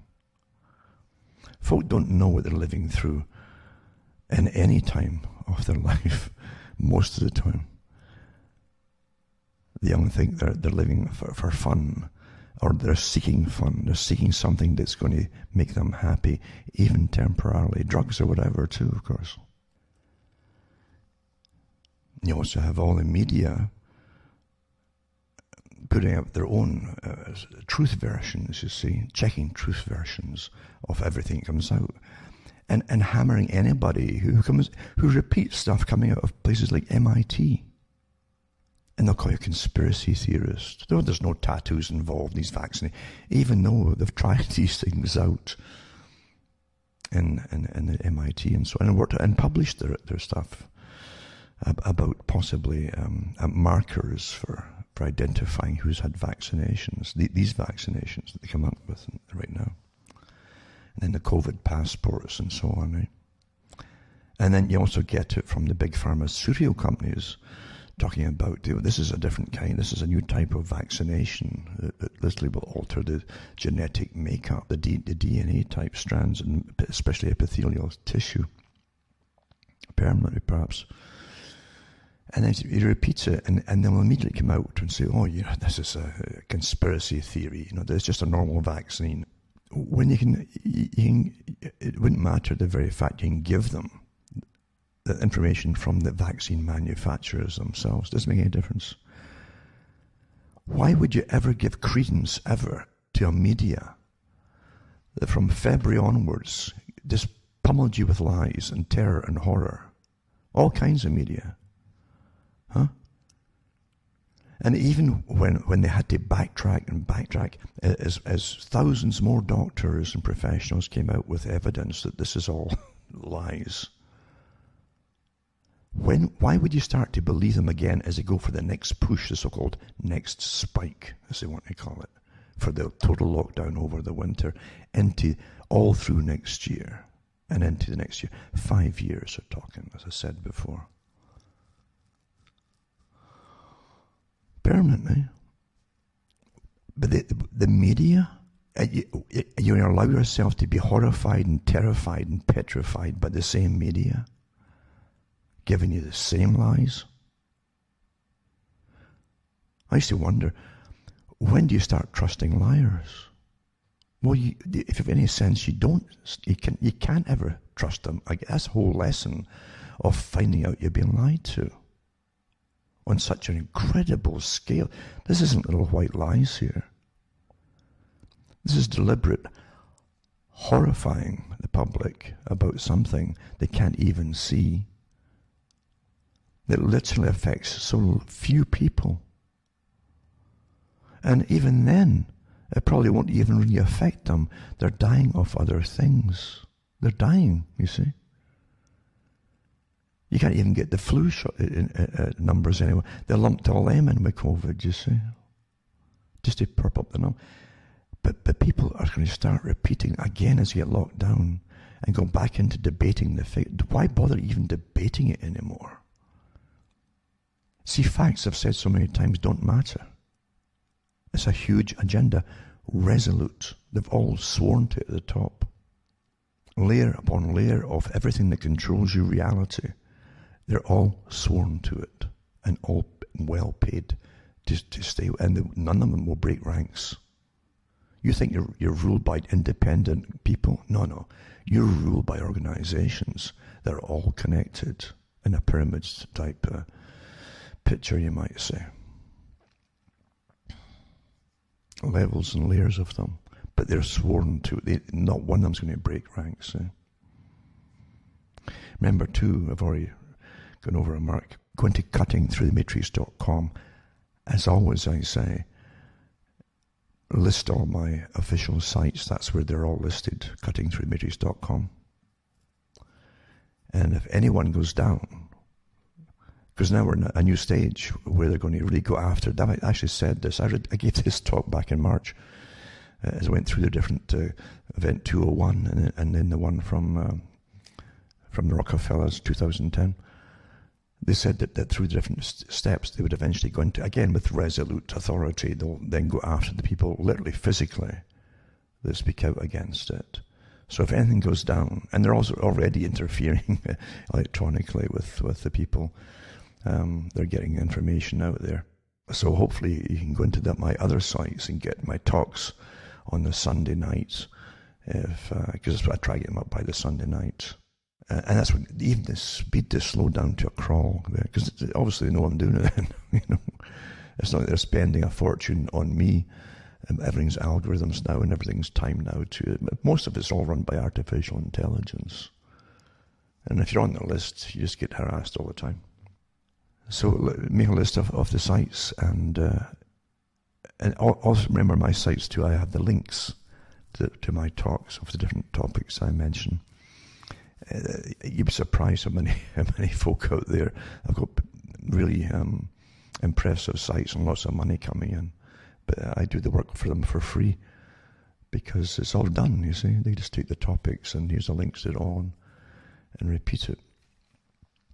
So you can get the links at least and keep them for future use, because regardless of how we come through all of this, it's good to have a record to remind yourself of how the same characters will suddenly all be your friends again after they've brought in the new system of tyranny. And it will. There'll be you'll adapt to the new form that was a lesson a little bit. And you'll, in 20 years' time, and children will grow up thinking, oh, this is quite normal. You got to say, look, this is not natural yet. We're still under tyranny. Here's how they did it, You need evidence. You really need evidence. Years ago, I gave topics on, I remember too, before I get off the Cutting Through the Matrix, donate to me as well, and maybe if you want to get the books and discs, let me know. And you can find out how to do it at cuttingthroughthematrix.com. And donate. You can use MoneyGram, PayPal, you can send cash or checks. And anything else you can find out that's innovative, you can get it to me, because I certainly need it naturally to keep going with all these different sites that I have. But yeah, you've got to remember what really happens. We don't go right back into fighting so-and-so's version of what it is compared to so-and-so's. They're already falling into that, because like years ago I said, what the internet was meant to overload you with chat rooms and so on. And don't forget, never mind the trolls you'll get if you bother to get comments and so on. If you're silly enough to do that, I think, really. And the sock puppets, etc., they'll target you automatically, But you also, you have to realize that there's thousands of folk suddenly come out of nowhere, and they've got all this promotion, and they've got money there, and then you get sucked into them, and they'll get you going around, and they'll get you fighting with other groups and arguing with different people, and so on. Or they'll take you off and into, I used to explain it back in the 90s, when you start to wake up, as an example, just waking up itself, whatever made you wake up, maybe you ran into a government official, or an office, in fact, for help, for something, for a department, you said, they're there to help me, and that's what you believe. And you'd find that when you got there that they'll give you advice to do this and that and the whole bit. It's like rubber tools. That's what they give you, rubber tools. And when you really need them, the help from these agencies that your tax money is funding, right? Then they'll give you these rubber tools, and it's like having a rubber pick for the road. You try to make a hole, and it just bounces off. Nothing works the way they thought it would work. They're fake, you see. That's how most things really, really are. They're pretty well fake. If you're not on a list of categories of people that they must help, which is totally politicized as opposed to need, or equality and need, then you've had it. It's that simple. That's it. When you have that, then the system that runs over you, this is the proper way to say it, runs over you, not rules you, is utterly corrupt. From the top to the bottom, right down to the police forces. And when police forces will literally turn a blind eye, including the cities, the official turn a blind eye to children getting taken up for prostitution, put on drugs by certain groups, because it's a hot political topic, because it involves different groups, oh dear. You're finished. You're finished. You're already finished. That's the truth of it. And so you can't give them any credence, and you can't give them any applause. If they won't do their job properly at all, then I wouldn't give them an applause for anything that they did. Absolutely not. Because as a police, they'll get turned against everybody under tyranny, and they will. They'll happily go out and smash your heads in. If you're in the right categories, that is, You can't. Most folk now are pretty disgusting with their cowardice. Disgusting is the word. Yeah. Especially those who take money for it, but they won't risk losing their job by doing the right thing at times. So the internet would eventually become Babel, you see, which it has become Babel.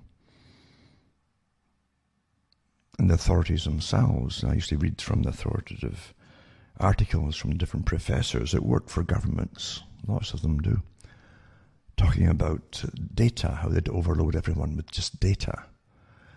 And when it became to emotive topics, that's what they would use to get different groups and forums all arguing with each other. Never mind the fact a lot of the forums were set up by the ones to attract folk in, and then they'd attack you. And just like the 77th Brigade of cyber warriors, they call them in Britain.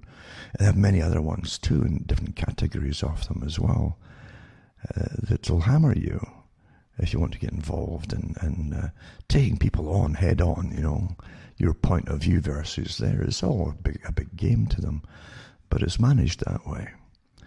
But when you see all the different people, they always give you your leaders, remember, the dialectical process.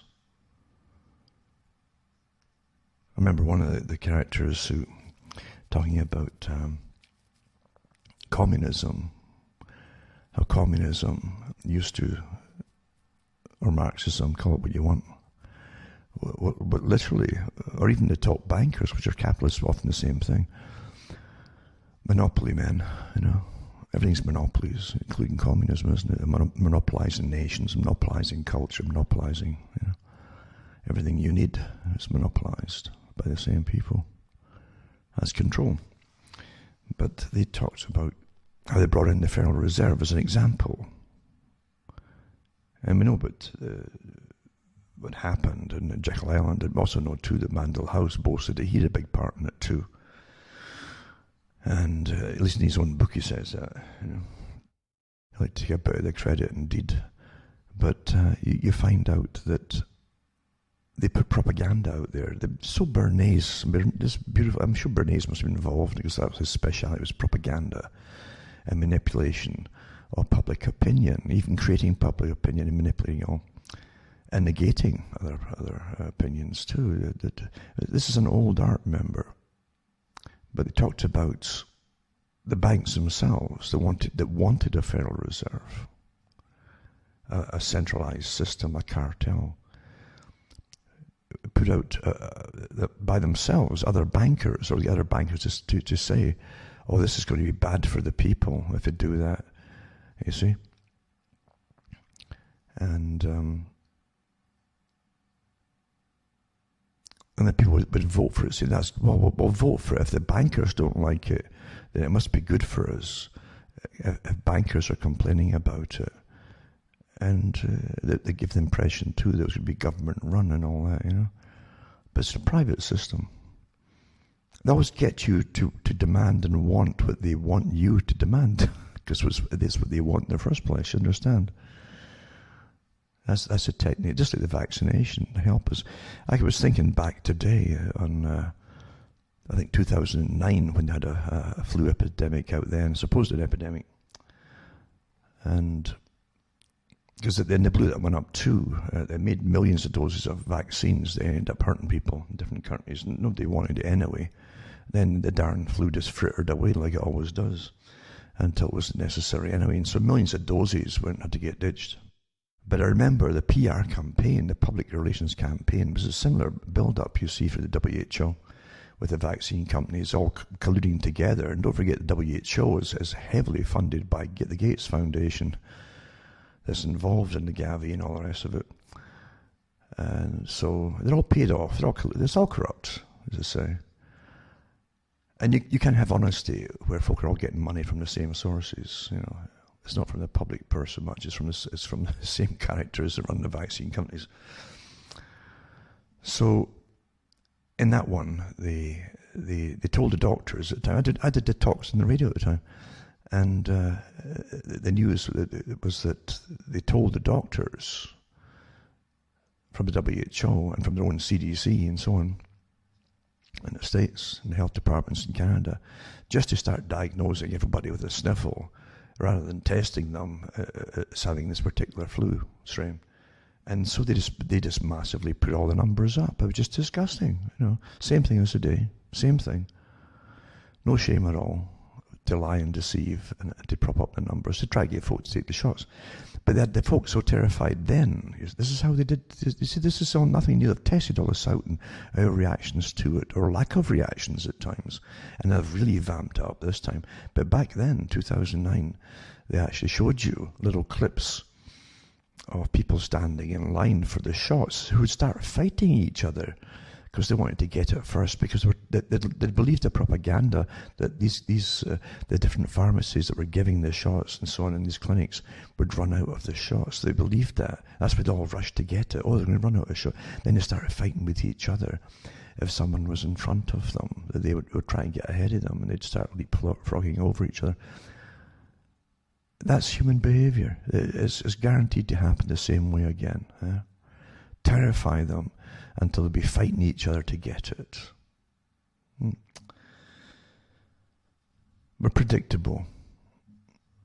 Because mainly they've tried it before on other scales. Studied us.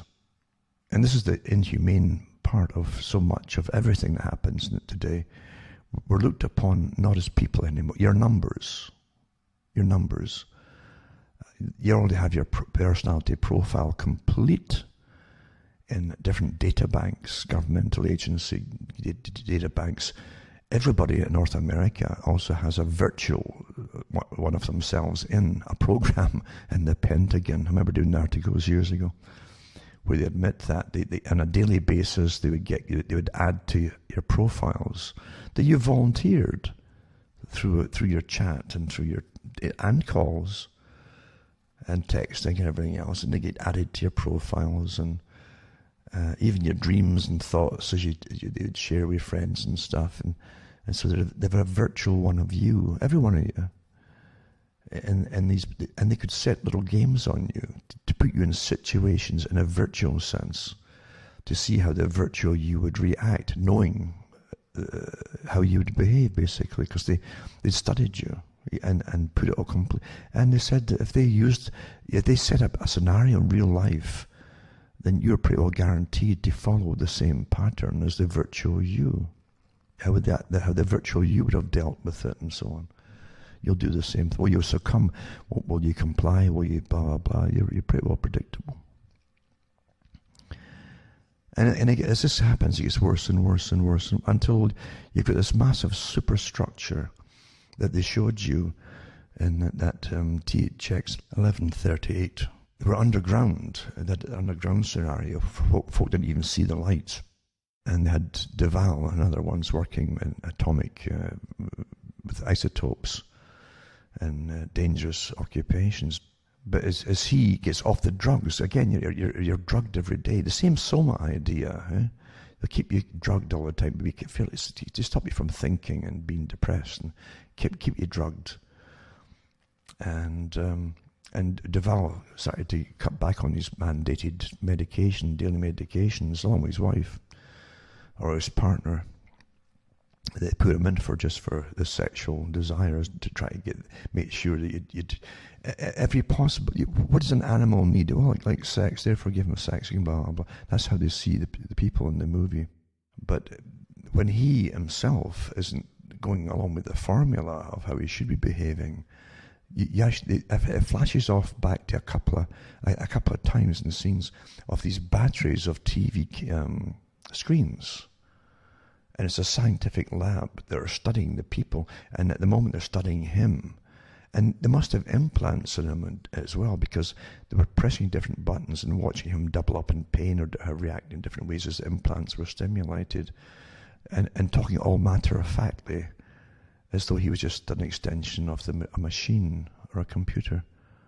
And that's where we're going with it all, if not actually here. In some countries, as I've mentioned before, they're celebrating it. Again, it's public relations, it's big advertising campaigns. Oh, why don't you get your digital chip implant and you'll be so cool and trendy, you know? It's quite fascinating to me to see, as they're going back to revisiting talks I did years ago about Revelation as an example, biblical revelation, how it's always been there, you know. It's very prolific. It's so full of imagery, of course, as well, which is picturesque imagery, the scenario. And it appeals to all kinds of faiths as well. They've used it in even atheistic sci-fi, these same scenarios, because it's so full of imagery, which again is part of occult theosophy and theology. Occult symbolism is so important and so much, because in ancient times they understood using different terminology to explain signs and symptoms of ecstasy or religious ecstasy coming from a deity or god, or demonic activity from an evil being, an entity. And they could also give forms of ecstasy at times as well. So they described these different states of being. But there was always this idea, I've mentioned this before, that ancient religions, you'll always find the appeasement of a deity, naturally, you know. And we know, that in the really ancient, the sun god traditions, they would, and the solar traditions, you had solar and lunar mainly, and stellar to an extent with stars. But they'd have to appease the deities at times. And the religious priests of that time, and priestesses, would often demand sacrifice, and generally to keep the people in line, because they everything's a class system. And in ancient times, you had royalties that often used the priestly class together with themselves to keep the people in line and to make sure that tribute was paid all the time. Today we get taxes, we pay taxes, you know. But back then it was mainly tribute in forms of gold tokens or silver tokens and things like that, or whatever they actually needed. Even foodstuffs, naturally. It was a big thing, giving food in. But folk don't like that at times. You get fed up giving, especially to people that are living much better than you are from it all. And so when they slacken off, they'd have to teach the people a lesson. As I say, the sun wouldn't rise. That was a big one, due to an eclipse and things like that. And so they used these things. So anyway, and they'd say, well, you know, if you don't give us obedience and give us tributes, then this horrible event's going to happen. We're not going to cause the event, mind you, but we could maybe prevent it if you just pay tribute. And so the sun would start to darken, and the folk would start throwing all their goodies at them. Then it would pass over, and they'd praise the priest for another little while too. That's the kind of the things they would do. But there's always behind all of these things, again, what is sacrifice? What is that? What is punishment? You see? And in the human condition, there's always a thought, perhaps, that no matter what kind of culture or group or even village that you live in ancient times to the present times, are you really good? What is good, you see? Today you have rebels against the good who are just that. They are rebels, they're revolutionaries against the good. But generally you have most folk wanting to conform to the good of society, this idea of peace. Forget the wars over yonder, but even peace within yourself or your own little area. You're more relaxed when if you walk from one place to another, and people are kind of decent. You're not going to get mugged, and you're not going to get bombarded with folk demanding your money. or your life, that kind of thing. You do get this idea of safety and security is definitely conducive to a healthier mentality and a healthier physique too. Because if you're nervous all the time, you're going to be sick. Of course you are. So there's always the idea of, are you good or are you not good? And that's always been there too. But everyone is tempted as well to maybe keep a bit back for yourself if you were collectively paying in for the common good and the socialistic systems that they used to have before money even came along. Were you good or not good? What was the punishment for not being good? What did they mean by good? Well, if you go into the old systems in Europe, the bog people that they keep digging up in different parts of Europe, they love to jump in and say, "What's big?" Oh, they sacrificed people back then, just for the, just to appease the deities. I don't think they were sacrificed really at all. I think it was punishment, mainly because you're talking about pre-monetary systems. Folk didn't live in small groups in villages. They all chipped in by putting their work in to get the grain and harvest. Food was a big thing. And it wasn't guaranteed to. We had good crops, bad crops in those days. You didn't have herbicides, pesticides, and fertilizers like we do today. And when you had a bad, even today, folk often say is if you get one good harvest out of every 4, you're done okay. Because you can't control it. Well, we can't control the weather. Other agencies do that. But let's look at how it used to be. And they used to have to store up the grain for the winter months. And I'm sure there was rationing when they'd had bad harvests and lower yields and so on. And they always find with these bog people that had full bellies. And I'm sure this is a time when most folk didn't have full bellies. Well, they'd been stealing the stuff, you see, and they were caught and they were punished for it and made examples of it ritualistically, because that's what law used to be. It was for that really was about the common good, and you'd broken a taboo that put everybody else at risk of starvation. A very, very simple, basic, true thing, actually, a true idea, as opposed to the fake ones we have today. Some of them are just fake. But back then you weren't all in it together, because if one person started to take more food, say the daily quota for 4 people, that meant that about 3 other people weren't going to get their food, you see. That's what happened to them. That's basic law, and that's essential law, you see. And that's how these things used to be done. So I don't think they were getting sacrificed just to appease whatever at all. Or punishments. But again, you go back into the idea of again, guilt. What is guilt? Are you good, are you bad, etc.? And most folk will try and belong to the group, and at least to some extent, they might have individual non-conformity here and there, but on the whole, you'd conform to the group for what was good for the group. Sure you did. Eccentricities were quite easily managed and no problem at all. But today we're definitely living in a system of tyranny,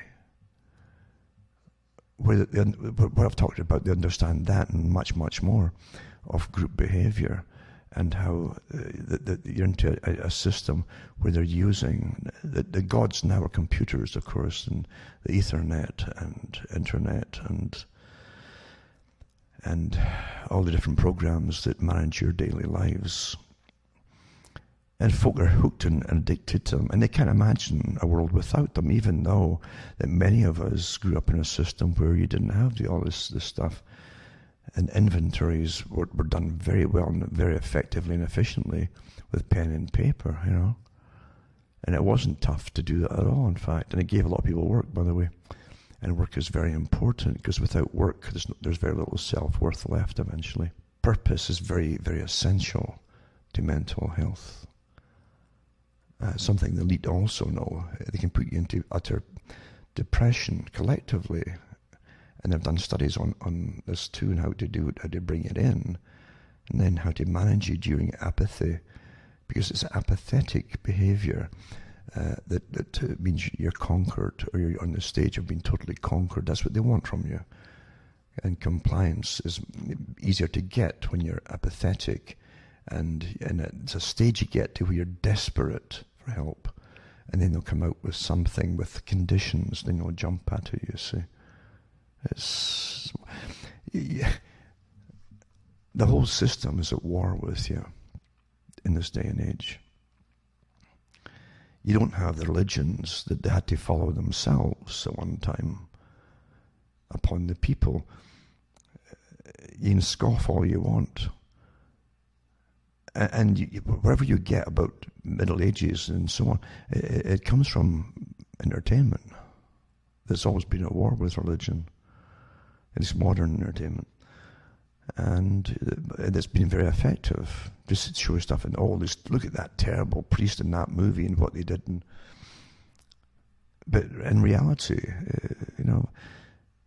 priests at one time lived amongst the people.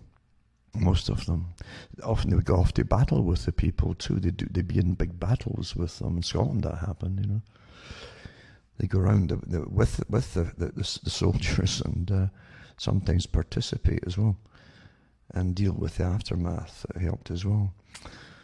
So, but the thing is, there'd always be a middle person to stand up for the people at the bottom, when nobility, that always wants more and more for themselves, would try and grab more for themselves and dispossess people even further, or even take more food than was even required by their old laws. Of their tenant or their serfs, actually, their farmers. So they couldn't go too far, because literally the church at one time had the power to dispossess some of the nobility at times. And if you can't get cooperation from the people you rule over, you can keep the title of a noble, but nothing will happen, and you'll fall into despair and decay and so will your house, you see, without the folks' compliance to help you. So it certainly helped to an extent. You don't have that anymore. You've got what I always wanted from the Enlightenment on, which is total, a form of apart from humanism, secular humanism, which is its own religion, by the way. Because you can have religions as well, where you worship your own intellect, or their own. You better worship their intellects, because they're telling you how important they are.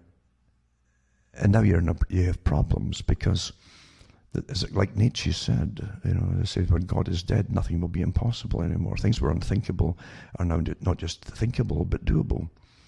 And we've seen lots of that ever since, Nietzsche's time, getting worse and worse and worse. We've seen the killing fields of Cambodia as an example, where they stuck to a regimen of theory. And don't forget, the CIA was involved in teaching them that in the first place in Cambodia, and with Pol Pot regime. The massacre of so many people, terrible slaughter of so many people. These are things that are taught now as techniques as opposed to theological reasons. They're all techniques simply of efficiency. If the psychologists say, well, look, the people are in a bad mood, and there's so much resentment that you're taking over, you're not going to get compliance by normal persuasion. It might take you a few years before you'll start to get compliance. So if you want it done quickly, kill off, and they'll tell you exactly how much to kill off, what age groups to kill off, and genders to kill off, the way to kill them off in front of the other relatives, and that, to get maximum horror and for compliance. These are just called efficient techniques now, eh? And there's no middlemen who step in and say, you can't do this horror show, you just can't do it. We won't allow it. Well, there's no one not to allow it anymore. Not only that, the very victims themselves in this supposed advanced culture, you've already had the indoctrination that where you might agree with it yourself if you're standing apart thinking it's for other people that's going to suffer. And you can't ever imagine it happening to you.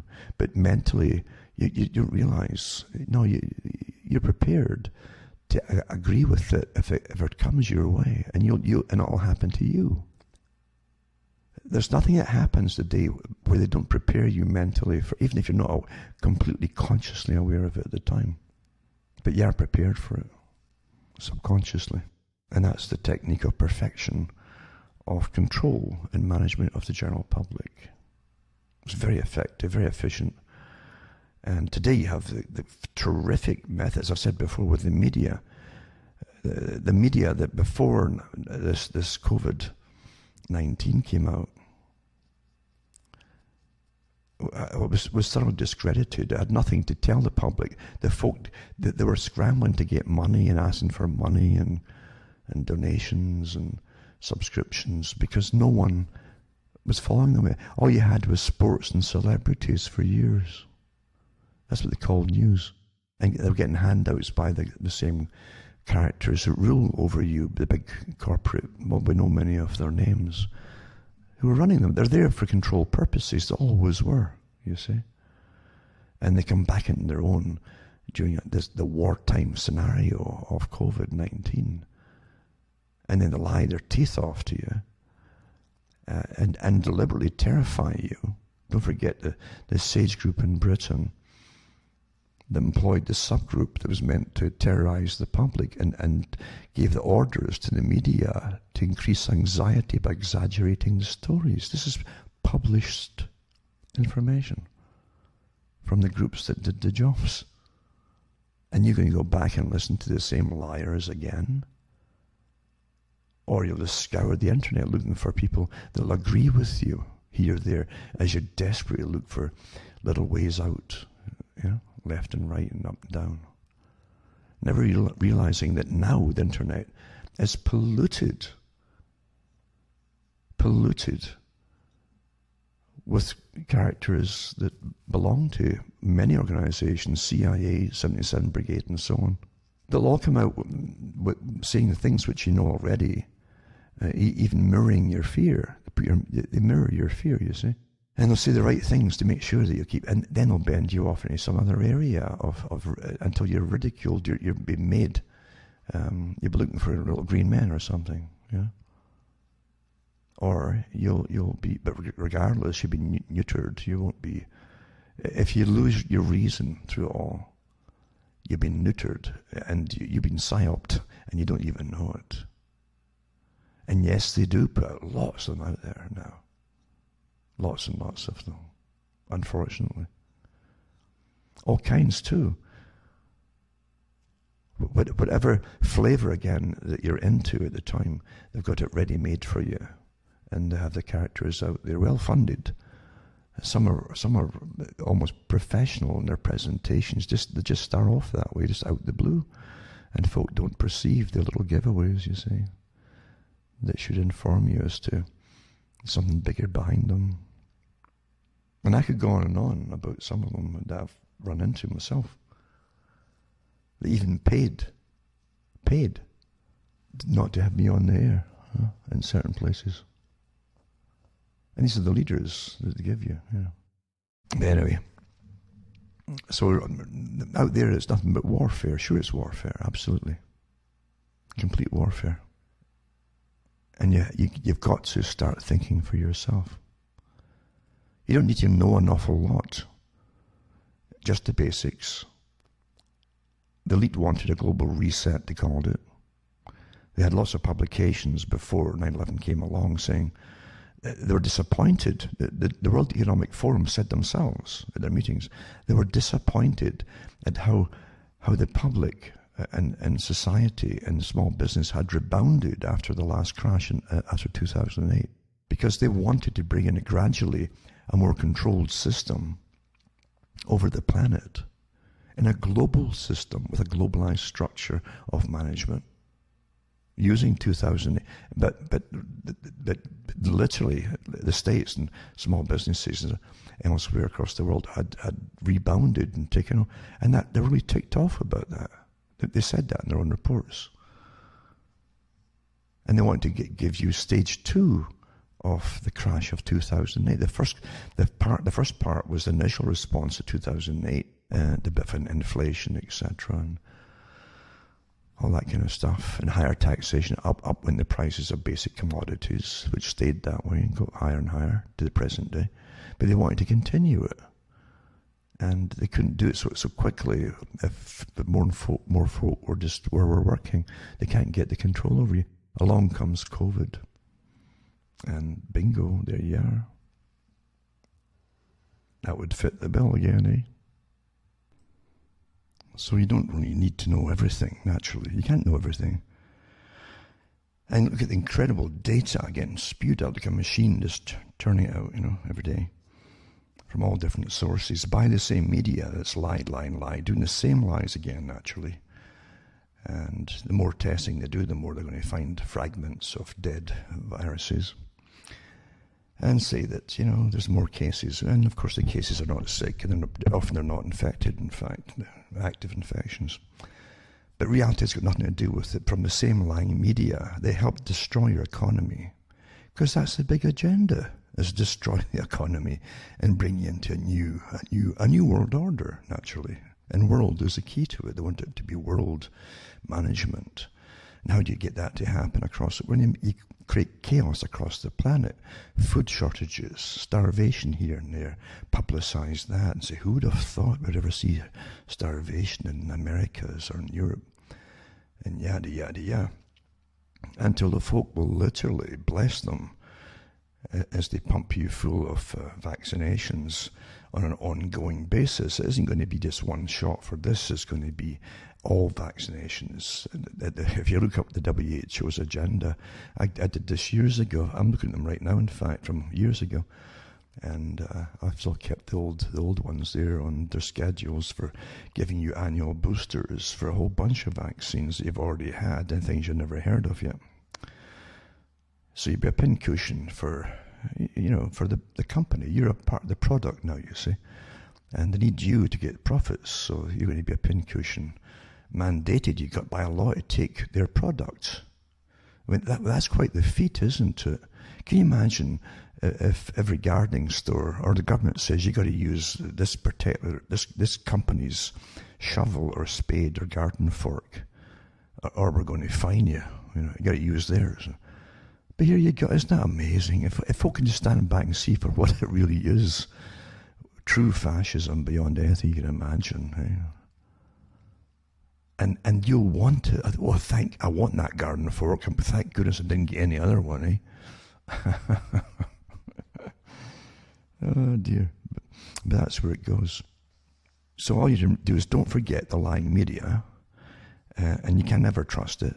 Especially now, you've been given so much evidence of this, and yet they're going full tilt again on board in unison with the same agenda: scream, scream, horror, terror, terror, terror, and comply or else. And you're going to start believing them now and debate the points they put in their papers about numbers and figures. It's not going to, they mean nothing. That's how they manage the public. Get you all fighting over even statistics, for goodness sake. Folk are fighting over statistics. All churned out again. Yeah. And the doctors that are working with these cases are coming out and telling you it's mainly bogus. Doesn't matter, and they get hammered as well. Facts don't matter. This is amazing. This is a super agenda, that's to be above all kind of reason, above all logic. In fact, it's a huge mandated must-be agenda. They've sworn to it to change the world. That's the purpose of it, right? So start looking out for yourselves, little groups to get together. Make sure you're going to manage each other. Again, like back to the guy, the swamp man, dug up and all that thousands of years later. If you ever get down to the crisis crunch, we're going to help each other out, and you've got food put by, you better make sure that you all follow the rules. Because you will have to throw people out. Just like the tribes in the Americas did. They'd ban, they didn't generally kill members unless they'd done something really awful, but their own tribe, if you had thieves amongst them and things, they'd simply disown them and push them out of the tribe. They became outsiders and things like that. You've got to consider all these things, because you're going to find occasionally a person here someone's going to cave in and put you at risk, And because this is going to last for years. This is the agenda for years, for the rest of your lives, in fact. This is part of the big agenda, this phase of it now. You're not going to go back to anything where you've got decisions to make for yourselves. This is the planned society, folks. You're in the outer fringes of and they'll implement it as we go along here. Right down to having folk volunteering for euthanasia. I'm not kidding you. I gave these talks years ago. So as I say, don't worry about the rest of the public. The rest of the public are generally gone. They will turn you in fact, out of their fear and terror, because they want to believe it will go back to normal, you see. What normal was, even though it really wasn't that normal in many respects. But you had the impression that it was normal because it was there for a long time. So you have to start thinking for yourselves, and again, start thinking inside your head. This is a dangerous time you're going in now. Some of us will get our heads above the trenches. We'll definitely get chopped, I'm sure. But for the rest of you, you can start thinking inside your heads. I've given this talk so many times before, because it's not safe now. As people start to panic, and as they ramp and they're going to ramp up the terror worse than you saw last spring. This is how you do it in the 5-part stages. They're going to go through, and because they want now to go after people who are speaking out against it, like physically. Not just cut them off at the bank accounts and so on. They want to physically go after them. And so they're going to terrify the people even more. It's for a good reason. Just like I mentioned before, the KGB and NKVD and the Cheka that they created from the Bolsheviks that would grab folk in the middle of the night out their homes. That's the same kind of thing that will happen again as they go through these. They always use the same techniques. Tyranny always does. If it worked before for some other group, they'll use it themselves. And so you've got to start thinking for yourself. But again, start thinking inside your head, because folk will turn on you as they get neurotic and panicky. That always happens. And don't run with the crowd, as I say. The crowd always ends up going over the cliff. That's what C.S. Lewis said. He says when the whole world is running toward a cliff, he was running in the opposite direction, appears to have lost his mind. And that's how it appears to the other people. Oh, look at that crazy person going, why isn't he going this way? Yeah? They think you've lost your mind, but in reality they don't know it. And that's how it happens. But again, getting back to Revelation, as I say, Revelation is old idea, punishment, guilt, and collective punishment. I mentioned that before when I was on with Neil last week there, that in religions, most religions have an idea, a concept of collective punishment, where more so in some than others, where if someone in your group or even in your faith or a group of them commit horrendous crimes that affect everybody, then everyone gets blamed for it, and you ought to take a collective punishment. And that's something that's almost intrinsic in belonging to any group, more so than others, in fact. Some mandate that you must accept the punishment along with the guilty parties, as though you're a collective as opposed to individuals in a group, And that's very important. But again, Revelation is important. It's important because so much is a supra-type psychology, I think. So I think so much of us as human beings comes from intrinsic factors as opposed to things that you're just taught. And certain things everyone knows. You just know. It's like right and wrong. Most folk really know what right and wrong is. Say maybe a psychopath. They don't feel why it should be wrong. They don't feel anything at all towards it, one way or another, often. But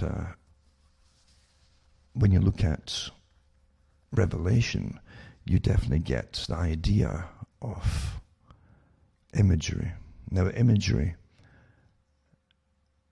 and again, getting back to Revelation, what I'm trying to say is there's so much crammed into the visual descriptions, but in such short sentences. It's not like page after page after page, like a whole tome explaining it all. It's very visual, but it's with your eyes closed. You can close your eyes and you'll see it, you'll picture all. And what you see is the image of different things. They even mention the image of the beast, you see. But image, everything's translated into the English eventually, for the King James Version, as they say, or any other version. But the image is so important because demonology, as an example, uses these same techniques to get into your mind. It's through the image, imagination, that's where it comes from. It's one of the most potent things there is imagination. It's what also helps you to be creative. You can imagine, a lot of designers have imagined the product or stages of the product or whatever they're doing before they create it and invent it, you see.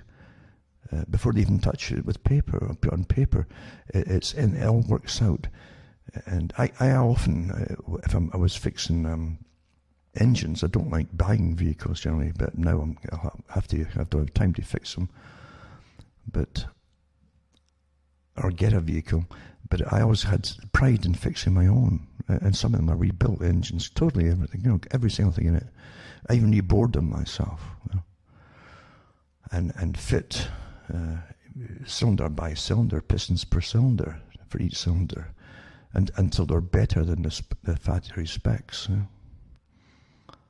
Because most of the factory specs in American-made cars are pretty sloppy when it comes to bores and so on. Anyway, at times I've had a problem, and you actually solve it in your sleep, in a dream. It's come to you. You're working on it in your subconscious, in your dream, and you say, "Oh my goodness, that's exactly what was wrong." And you come out and you turn something in one particular way, and the engine starts, and you say, "Oh, there you go." And it happens in your sleep. Things like that. So again, imagination is so important. The image within, eh? And don't knock it, because as again, most addictions come, especially in the sexual realm, as an example, through visualization. It's image, the image. The person will keep having an image of the thing they crave the most in the sexual realm, and it takes them over. Image, imagination. Pornography, of course, those who deal with it as a weapon, because there are people who can understand this very well and use it as a weapon to destroy societies. Of course it does. You had the incredible push in the old communistic system. Don't forget that communism wasn't called communism till years afterwards, after the Bolshevik Revolution. It was a revolutionary party, and then the Bolsheviks took over, and then it became communism.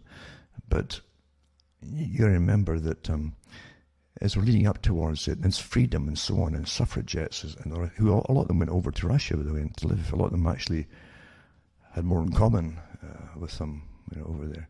But they also pushed the free love idea. H.G. Wells was one of them, interestingly enough. And he did the Fabian style, what we would later call maybe Fabian type socialism, communism, or free love, you see. But pornography was flourishing at the time. More so, again, it wasn't just drawings and pictures, which had been done before, but they had the cameras, you see. In the late 1800s, they had the cameras, and they make a big go of it then too. And again, here's the image, and here's the thing that's going to stick in your mind at a certain age, maybe for the rest of your life, by the way, depending. That's how fetishes begin as well, a lot of them. So it's weaponized, eh? It's a weaponized thing that can enter in to you and dominate you. Addicts of all kinds will often see this. I know people who were addicted to gambling when one-armed bandits. And they couldn't take their eyes off them if they were sitting in a club or something. They couldn't take their eyes. They keep looking at them, and they weren't even hearing a thing you were saying. And I'm sure afterwards they'd be picturing that in their heads, that machine. Same with certain drug addicts, certain types of drugs. They'll picture what the drug that they want. They'll keep image over and over. So again, you give your power to the beast. The beast is the thing that literally controls all the different images within you itself. You also find the idea of a mark in the hand. It's so old, isn't it? So old, the mark in the hand. Don't forget, too, that it wasn't unique to the times when they wrote Revelation, to the particular groups that wrote about Revelation, or John, St. John, writing on Patmos, what he saw. But in ancient Greece, they had ways of branding the slave. And I'm sure elsewhere too. So in Africa, the Africans had slaves too in their histories. They would have their own branding techniques for people that they brand. Same thing in England, when the serfs, they would burn an S into them if they ran off at times. But in ancient Greece, they also, for the males, young men, for slaves that they'd conquered in battle and so on, they'd cut off their thumbs, their dominant thumb especially, where they would use a sword or use a spear, you see. And so that was a symbol, was generally in the hand. That's how you could tell us, okay, that's a slave. And if you didn't get that, you could brand them if they ran off. But even in Rome, they would have broken tokens, they call them tokens. And they were made of a form of fired clay, like a hardened clay, with a seal on it, and they'd have two holes drilled in it, and it was broken, and the owner would keep one half, and the slave would have to wear the other. So he was out in the markets doing his jobs on his master's businesses. Anybody stopped him, and they would show them, oh, you belong in the house of so-and-so, you're a slave, and continue. If they were caught without that on them, they could be executed, apparently, or the owner fined.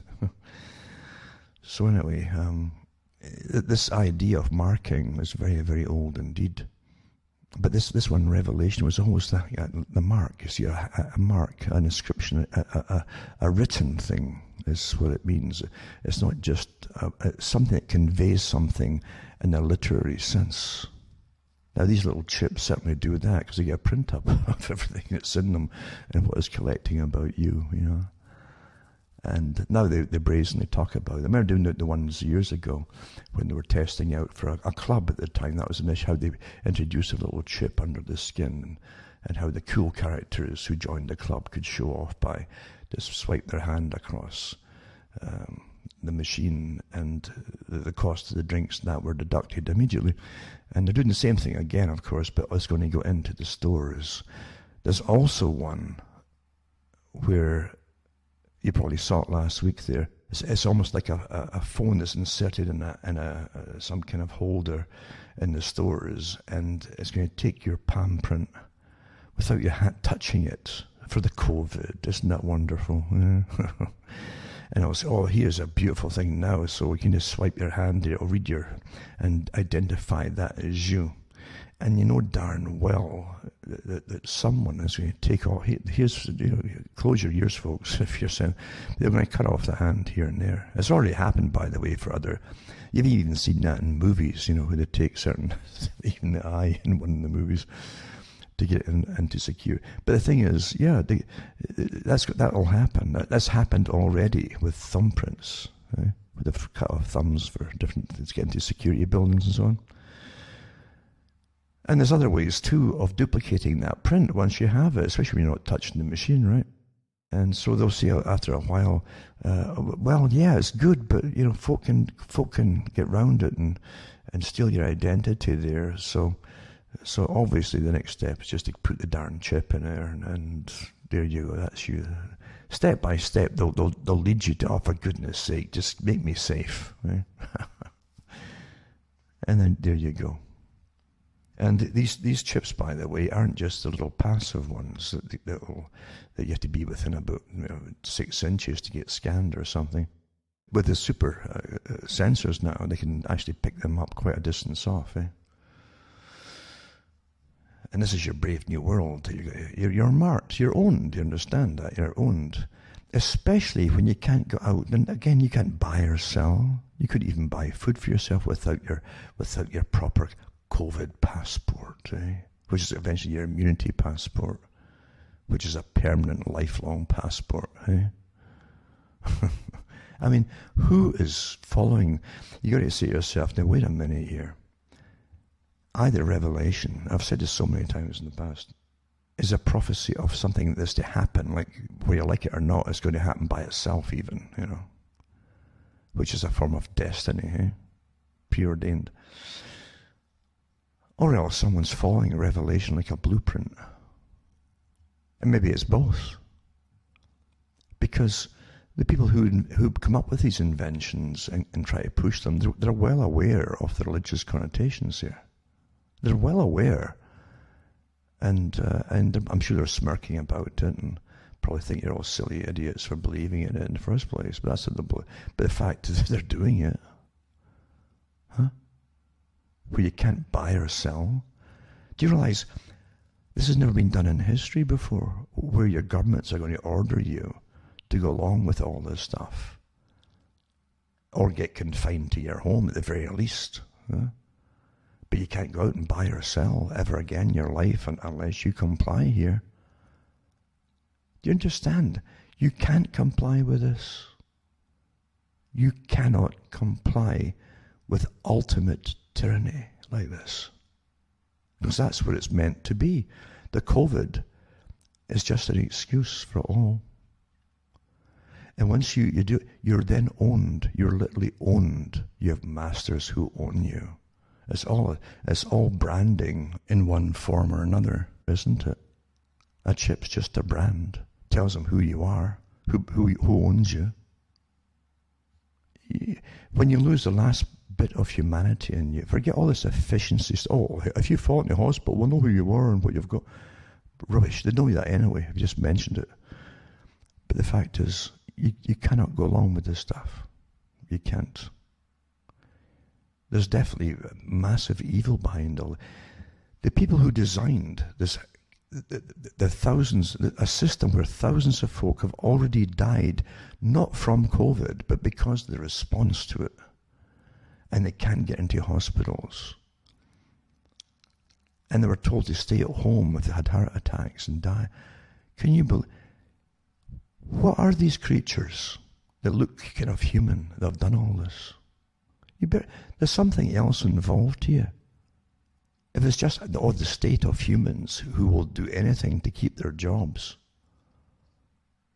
those in charge, then we're finished anyway, you understand that? Or they're finished, put it that way, as human beings. But there's no lack of them going along with this and going to force it upon you to keep their jobs. But this is pure evil. The amount of folk have been written off, literally written off, in advance, before they hit you all this. It was all pre-written, remember, the lockstep one, it goes back to the 2010 scenario, then Event 201, and other ones, by the way, leading up to 201, what they would do step by step, and they follow it to the letter, regardless of the facts or lack of them. People who've already sworn their allegiance to crush any opposition to this, who have sworn allegiance to allow massive deaths already for folk who can't get in for operations and get treatments for many, many other things. Never mind the fact that they've got their bioethics committees out there under the Rockefeller too. They published all about it. Who've written a whole screed of new legal things where they can actually just euthanize people, Just euthanize them. That will save money, won't it?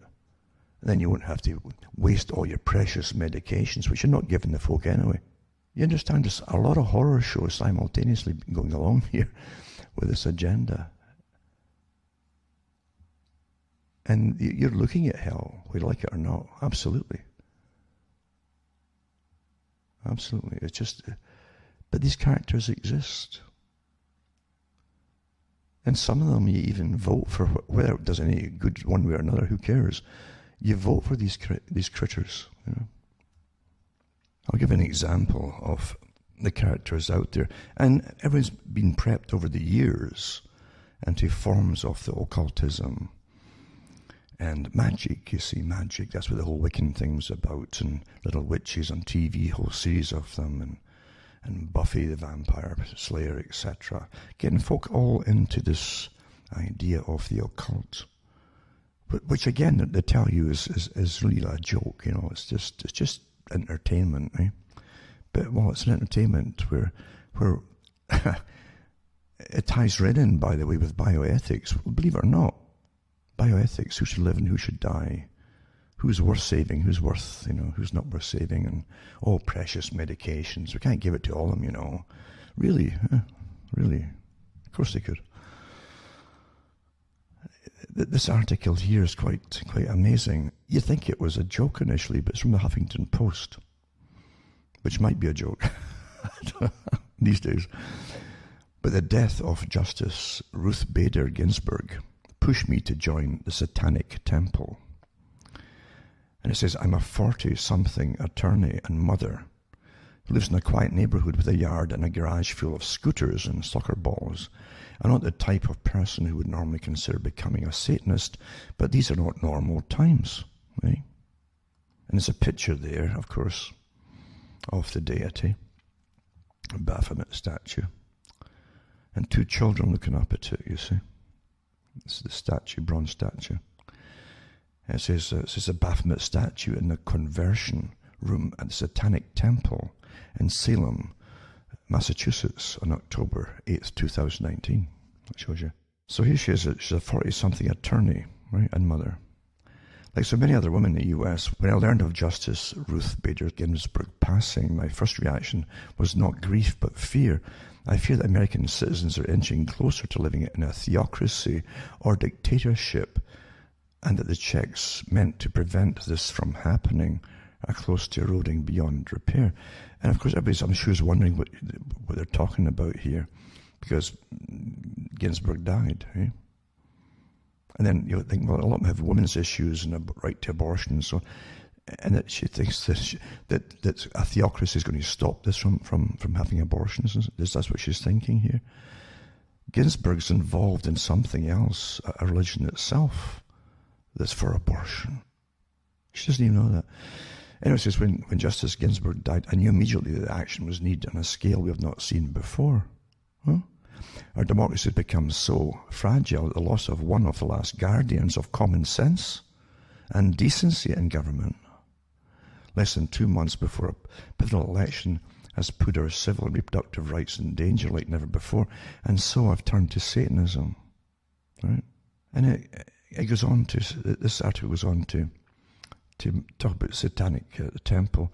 It says, we don't believe in the supernatural or superstition. In the same way that some Unitarians and some Jews do not believe in God, Satanic Temple members do not worship Satan, and most are atheists. They're not affiliated in any way with the Church of Satan. Instead, the Satanic Temple uses the devil as a symbol of rebellion. Now, that's the standard stuff. It's the old idea of Lucifer too, and rebellion, you see. But Satan is a rebel. A much later idea, the whole idea of Satan actually as a rebel. Because Lucifer was really a rebel. But I won't go into all that. But anyway, it says, just like other faiths, Satanic Temple has a code that their members believe in deeply and use it to guide their lives. The 7 fundamental tenets include that one should strive to act with compassion and empathy toward all creatures in accordance with reason. Well, that part's interesting, in accordance with reason. And that the struggle for justice is an ongoing and necessary pursuit that should prevail over laws and institutions, and that one's body is inviolable and subject to one's own will alone. See? Interesting how it's all politicized. So even Satanism now is completely politicized into modern reproductive rights as well, eh? It says, reading through the 7 tenets, I was struck by how closely aligned with the unwritten code I had used to try to guide my own life for several years. And it goes on and on and on. It's amazing how Ginsburg is like a god to the... Actually, and I really mean that too, in religion. They actually see them as gods. Folk around Ginsburg saw her as a god, eh? I won't go into it too deeply, but... But this is from an actual someone who's an attorney who deals with marriage counselling, or not so much counselling, divorces and stuff, and and that kind of stuff, supposedly. And says she's an empath, a very empathic person and all the rest of it. But American Civil Liberties Union, Americans United for Church and State, my research has shown that the Satanic Temple is truly in line with my beliefs about protecting our First Amendment rights and fighting laws that promote or are based on religious doctrine, and that it's willing to use radical, creative, and yet legally sound strategies to make its case. And it does go on and on and on. But it's quite amazing to see everything that's happening today from folk who are actually saying that it was just like a humanist type thing. You see, it's humanism with rights. See? And it's all politicized, whether like it or not. Well, why would you have to join a satanic temple to believe in humanism? But it's preached that it's a whole variety of politics involved, and layers of politics involved, and reproductive rights today. You don't have to join a satanic temple.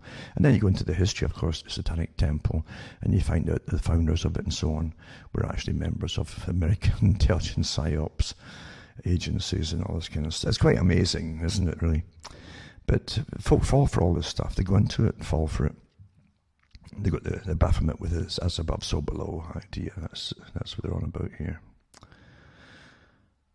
And again, Ruth Bader Ginsburg pushed me to join the Satanic Temple. And that was the whole thing with Ginsburg, was abortion, mass abortion. Up to, I think, to the literally 9th month. I think that's where they're going with it. I have no idea. The whole lot, I didn't follow that closely, but this particular person too also has a bio up there with their picture on it and all that. But there you go. There's your all the things that Ginsburg is important for doing. I wonder how many other folk had to join this Satanic Temple. Do you realize the connotations if you say that my body is my right, myself, my own, like in a religious sense, you could call it satanic or whatever. And okay, you say, okay, that's fine, that's this person's body, and they can get rid of the child's life. So you got the right to get rid of a child's life. But you expand that same thinking into even the medical field, and you're into bioethics. Well, there's cost and all the rest of it, other things to think about here, and let's just not keep this person at 25 years old alive then, and you understand, everything is affecting everything else. It really does. When you break from the original idea of like a Greek building with pillars holding up the roof, and you start knocking away one here, and the rest of them take the strain, they groan a bit, and the next one goes, eventually the roof's going to fall down. And that's what happens under the guise of these kind of rights, where everything is affecting everything else.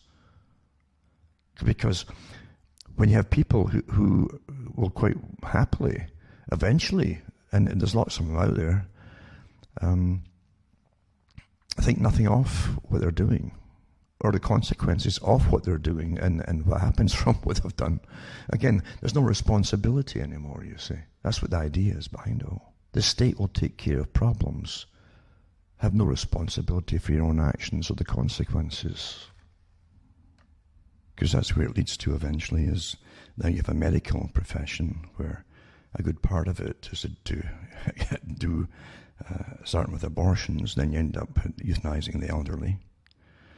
And then always further justifying the next step and the next step. Well, it's for economic reasons too, or we don't have medication. If we give everybody medications for COVID, then it's better to give it to the ones we know are going to survive. Well, perhaps they'd all survive without it. I mean, why not give it to the more frail? But there's no point arguing these kind of things, because now you've got death panels, you see. We've had the death panels before COVID.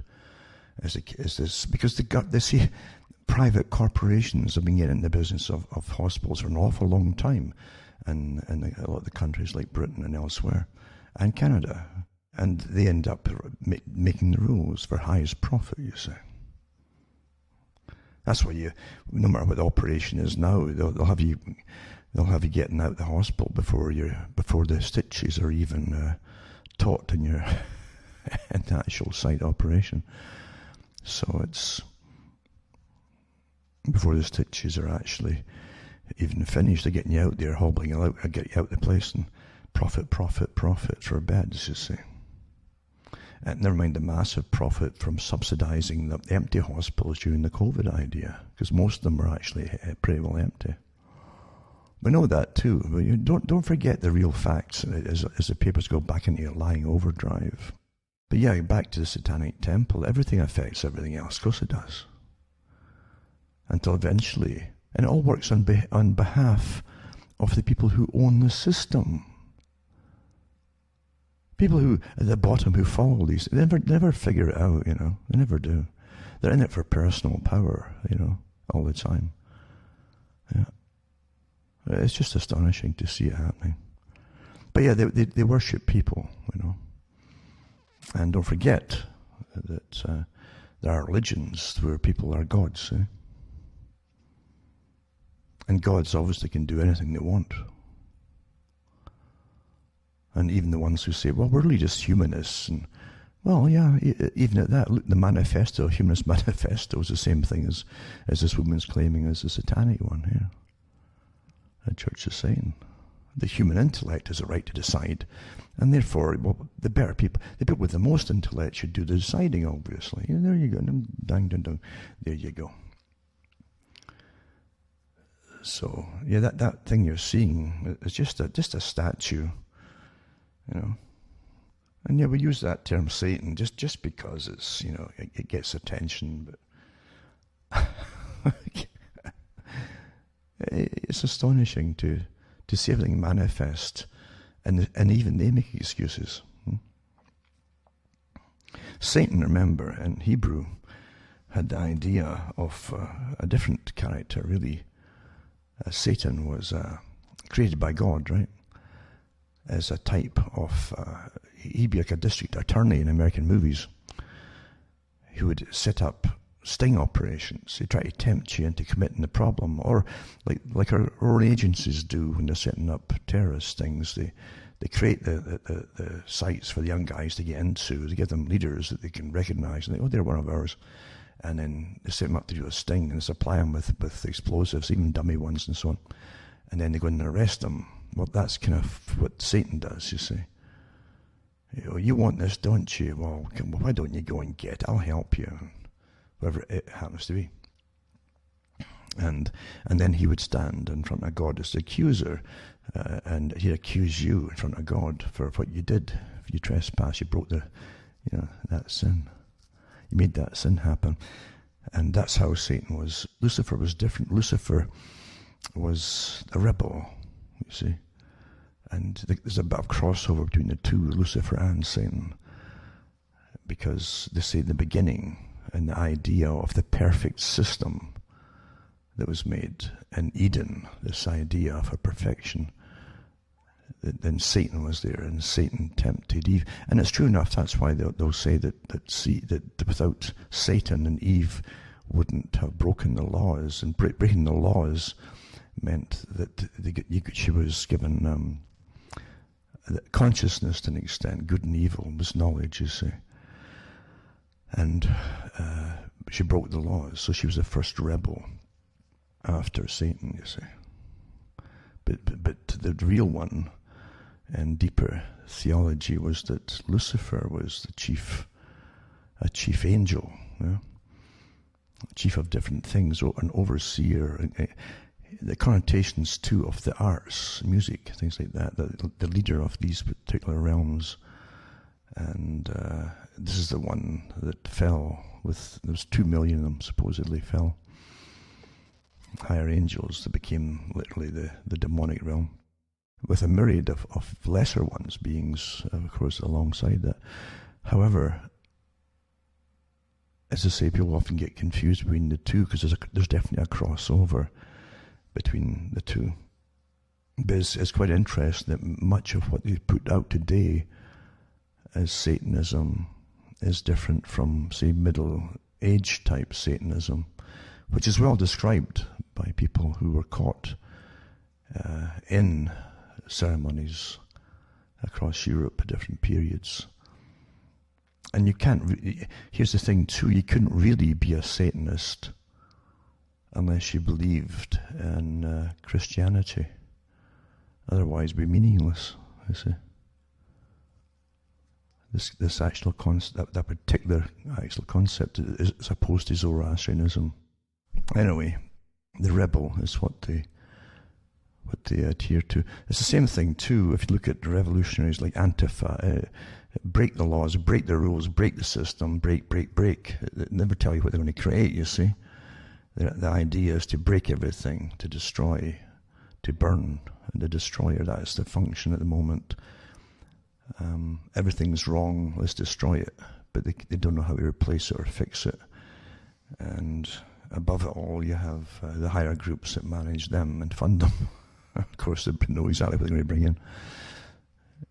It's interesting to just stand back and watch it.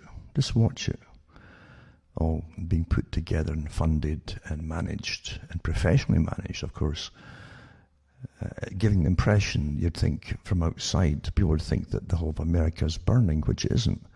Selective camera shots and so on, and what they portray is, it looks much bigger than it actually is. But it's definitely all geared in with the COVID idea. You don't have COVID breaking out in the same year that they want rid of Trump. It's interesting, even the Trump idea, because to me it's a family war that's going on between two factions of the same people. That's what it is. The rest of the public is going to affect, but they really don't have a say in it. And that's what's really going on, as far as I can see. And I'm going to give a few articles out, which simply just augment what I've been talking about, really, to show you the complicity and deceit that we have perpetuated upon the public in different countries. In Ireland, you've got, where's the outrage over an open and shut case? A surge of lies and an outbreak of further deceit. And that's from our old friend Helena Handbasket. That's where we'll end up eventually. And about Ireland, so just when you thought that lies couldn't get any more blatant, the Irish government has announced that rolling lockdowns are set to be the norms for at least the next 9 months. My prediction is that 9 months to these liars is a euphemism for forever, and this will not stop. It's the same agenda. See, this is a world agenda. And what they're doing is regional area. They're looking down different provinces. It might be shires in Britain, for instance, or counties. And so you don't get the whole place locked down at the same time. This is how they're doing it now. This is their strategy to try to get us to comply. They're going to keep it going one way or another because the folk are so sick of it. If they just give you a few weeks in a different area and a few weeks in another area, back and forth, like rolling blackouts in a sense, then they think they can actually make you just comply. It's imperative, you see, you wear masks. Because without the mask, things would go back to normal so quickly.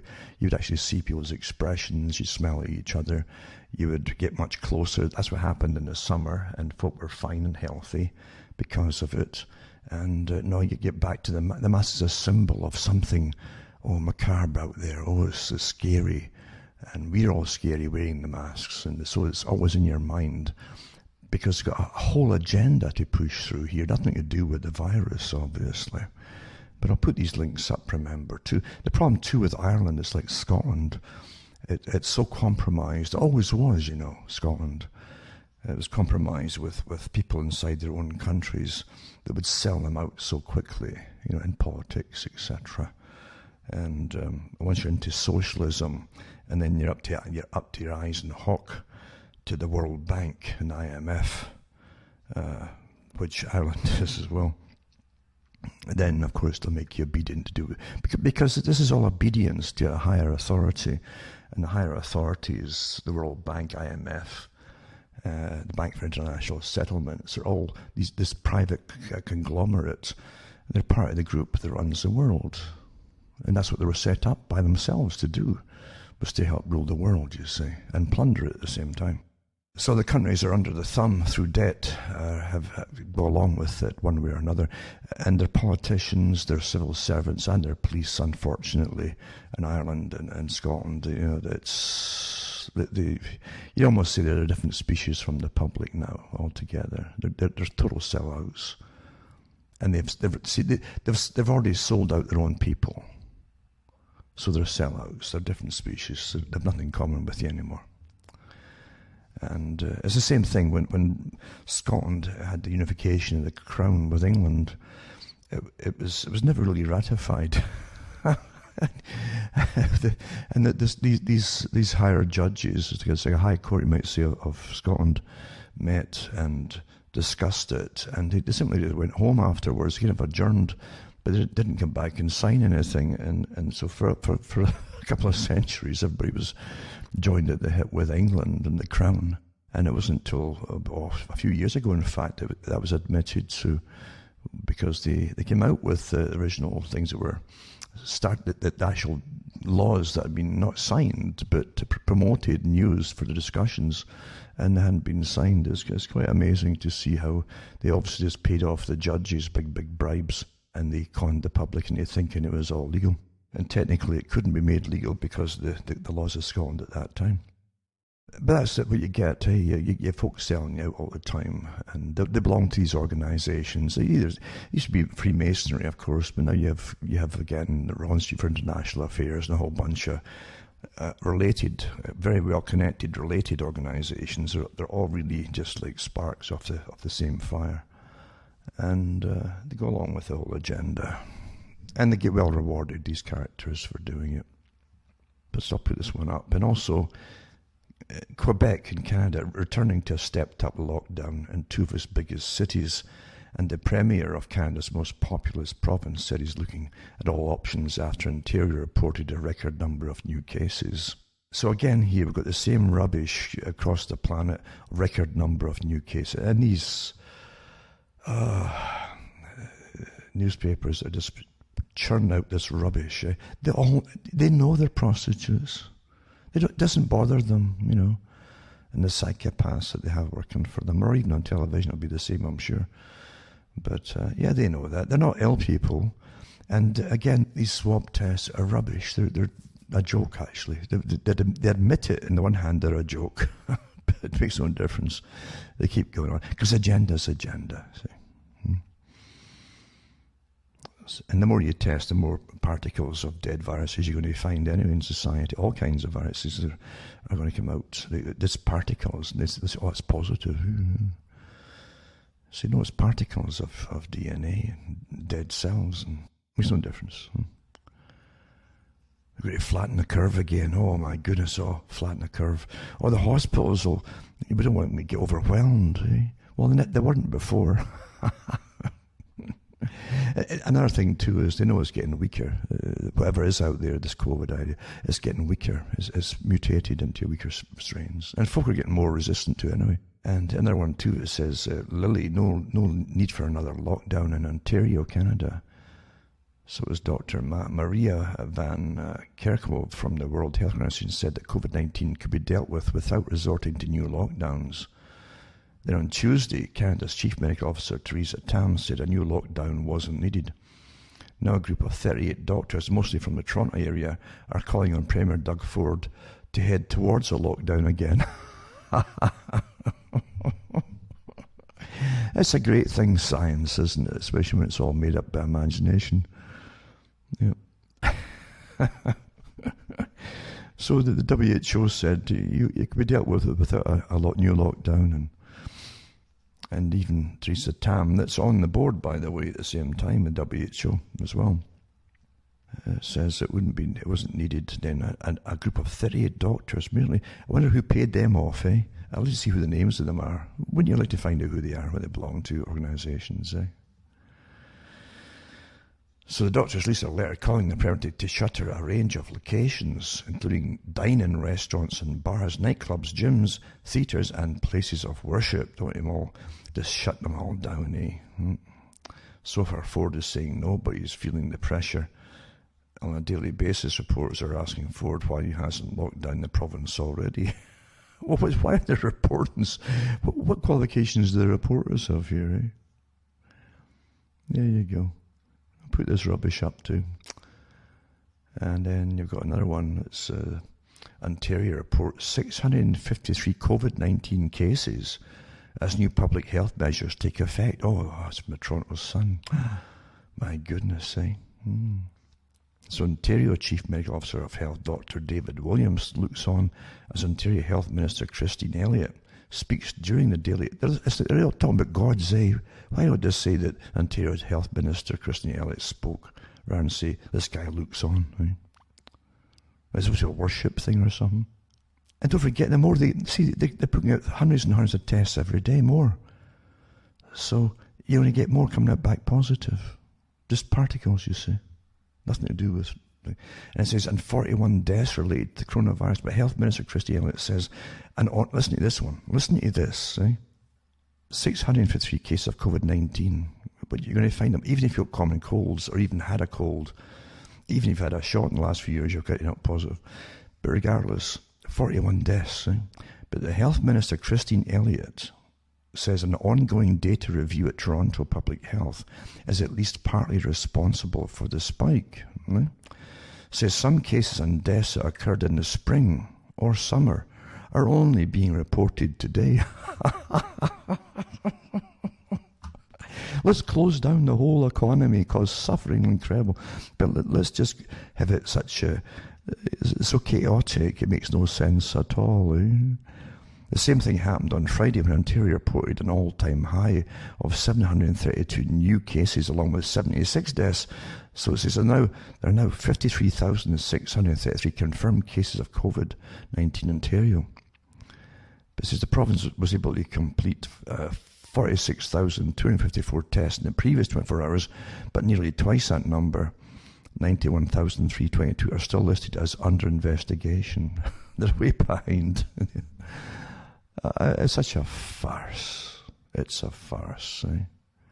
Now, the thing is, we've already been through the con game of putting them all down who die as COVID, even if that's not what kills them.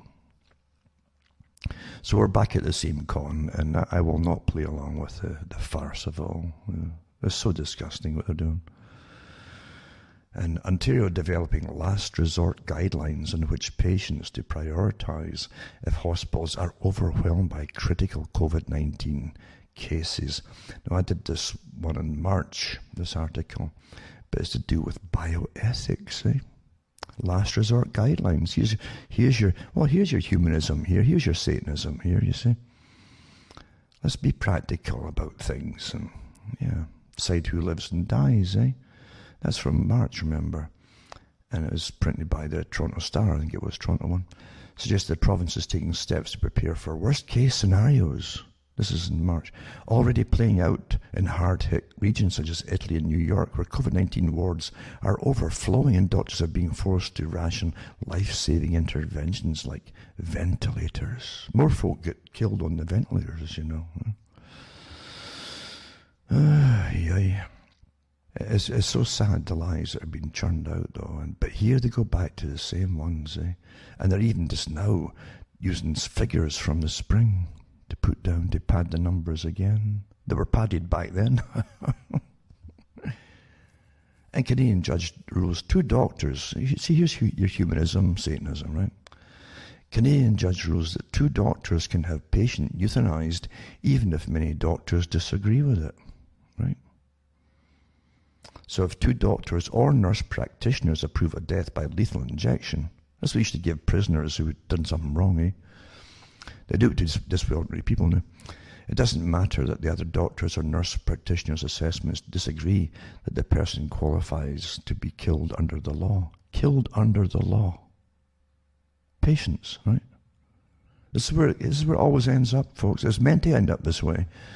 Is it to help folk that are dying of terrible illness? No, it's not. They're killing folk. They started off in Holland, remember, and then eventually they were killing folk that had a bit of depression. Like teenagers.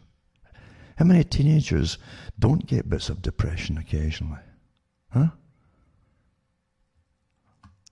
Facts don't matter, eh?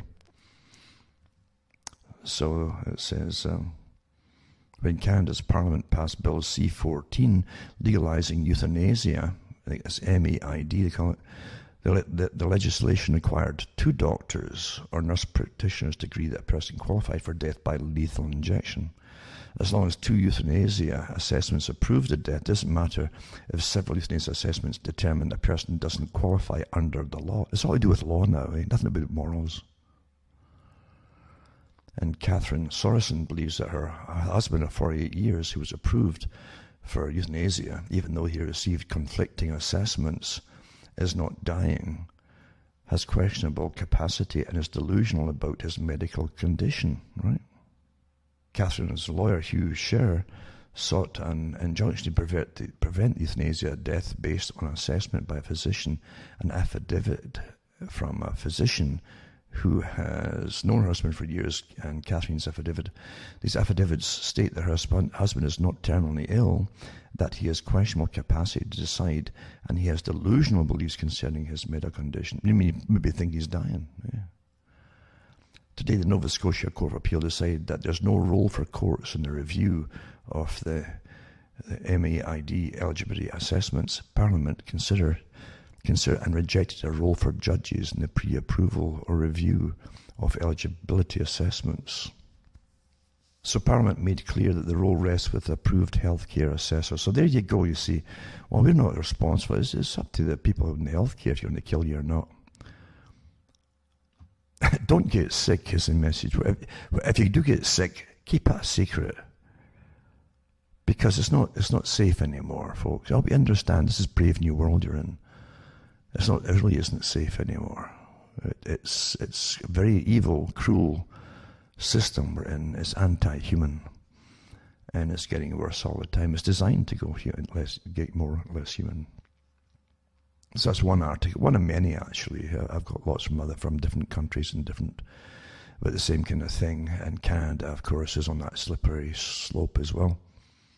Another one too is government accused of delaying assisted dying law. So here they're accused of delaying it all, right? And it says the government's been accused of delaying a bill allowing assisted dying in limited circumstances in Ireland. There you go. All these British Commonwealth countries all just happen to go on the same route naturally. It would decriminalise medical intervention in the case of the terminally ill who have full ability to give consent. Ministers, such mean politicians, want to give significantly more time for TD's deliberations and hear a wide range of views.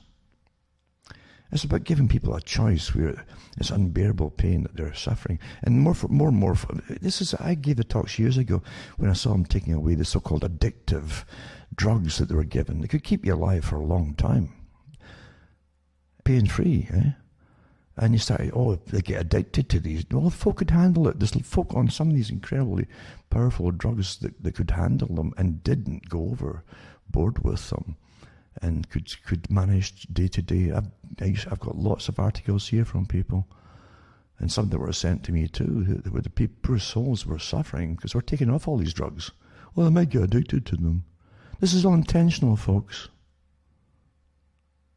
See, they want the doctors to, you diagnose you with this, or you better just die now. They're actually giving you advice now in Canadian hospitals.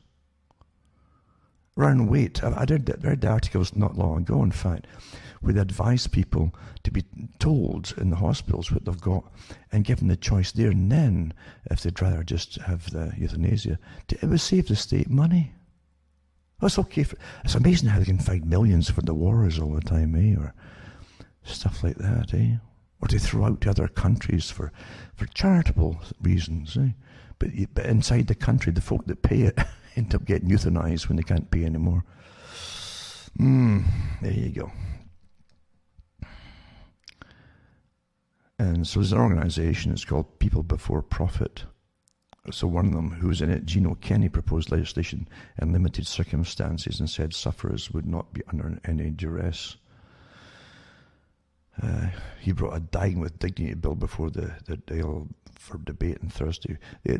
Listen, once you get these on the table, and I understand all sides of everything, but once they're on the table, they're used for purposes that you'd never have thought humans would have gone, because that's where it's meant to go. And it's to train the public that when the state decides your usefulness is over as a payer, a taxpayer, because you can't physically do it, then it's time for you to just do the right thing, old bean, and die. That's true socialism. The managed society. It's more efficient that way. And governments always have lots of things to spend the money on, your money, that rather than just spend it on you, even though you paid into it all your whole life. Ontario politician blasts government-imposed restrictions. Socialism is neither a cure or remedy for COVID. And that's the member of Provincial Parliament, Randy Hillier. They cried Premier Doug Ford for his seizure of power. Without debate or vote, we have embraced arbitrary rules. We have thrown away the rule of law. Well, they all know that. We all know that, of course. And an Ontario politician blasted Premier Doug Ford and his medical experts for ignoring what he says is the real cost of continuing coronavirus restrictions: loss of freedom, government overreach, loss of the rule of law, loss of ability to earn a living, rising suicides and despair, all for the sake of a false sense of security. But facts don't matter, as we all know, eh? That's another one. And it says another one too. It was back in, it's not that old. It says Yelp data. I guess that's surveys. It's from CNBC. It says 60% of businesses closures due to the coronavirus pandemic, its response to all, are now permanent. So there you go. Gone forever. 60% business closures. So there you go. That was all planned, of course, because a brave new world is going to come out of this, of total restriction and managed society. 56 million Americans depended on food banks during the pandemic. Once only associated with the enemy nations and the Great Depression, breadlines have returned to the US, often in the forms of miles-long traffic jams or car parks filled with hungry drivers. And it's from the Pew Research Center. Different, again, statistics, etc., etc. It doesn't make any difference, eh? Because that's the agenda, is to lay off a good chunk of the population permanently and give you, to start with, a universal basic income. And then here comes the restrictions, and here comes all the other rules and regulations. Bill 195, it says, Chapter 17, the Statutes of Ontario 2020, an act to enact the Reopening of Ontario, a flexible response to COVID-19 Act 2020. It's a good act, isn't it? The whole COVID idea is an act. And again, it sounds rather, well, I'm not going to read through this darn thing. Lawyers, who needs lawyers? They can't speak plainly to the public, which they're supposed to serve. Government shouldn't be using lawyers to obfuscate everything, obviously. All you can really get out of it is emergency management and civil management, basically, and how they can start to open up a little bit, but then happens, you can close it down again for a whole year, and if at the end of the year hasn't worked out, they can actually make it another year longer, and etc., etc. There's nothing there for your benefit, never was in the past either. Another one, to the pandemic that never was. The World Health Organization declares COVID-19 a pandemic. It's just when I think of this scary word, it conjures up heartbreaking images of vast numbers of people suffering, precipitated into abysmal poverty. The WHO used to agree with me. For years, the WHO on its pandemic preparedness homepage defined a pandemic, this is what it's taught in medicine too, as several simultaneous epidemics worldwide, right? With enormous numbers of deaths and illnesses. In 2009, however, the part about enormous numbers of death and illness was removed. See, they changed the whole meaning of it. Since 2010, the WHO's Emergencies Preparedness Response page now has the following definition. A pandemic is a worldwide spread of a new disease. It could be the hiccups, that would last you maybe a day or two. So there you go. They completely changed the whole meaning of a pandemic. It used to be right. Several simultaneous epidemics worldwide, with enormous numbers of deaths and illnesses. There you go. And it says in May 4th, 2009 article, David Ozonoff, professor of environmental health at the Boston University School of Public Health, told CNN the word pandemic refers to how widely dispersed the disease is, not to how severe the disease is. You can have a pandemic without a large number of deaths. This is exactly what we have in the case of the flu. And according to the WHO, influenza remains one of the world's greatest public health challenges. Every year across the globe, there are estimated 1 billion cases, of which 3 to 5 million are severe, resulting in 290,000 to 650,000 influenza-related respiratory deaths. In the case of COVID-19, officially worldwide, there are 33,916,696 cases, and it says 1,013,879 deaths out of a global population of, it tells you here the whole thing. It says on average, 56 million people worldwide die every year from all causes, on an average 2,830,688 in the US. The number of deaths attributed to COVID-19 and the flu are small. Certainly no reason to lock down the global economy and force people to wear masks. Well, it's got nothing to do with that. Haven't you got the message? It's got nothing to do with it. All COVID-19 tests are faulty. That's true. May CNN article.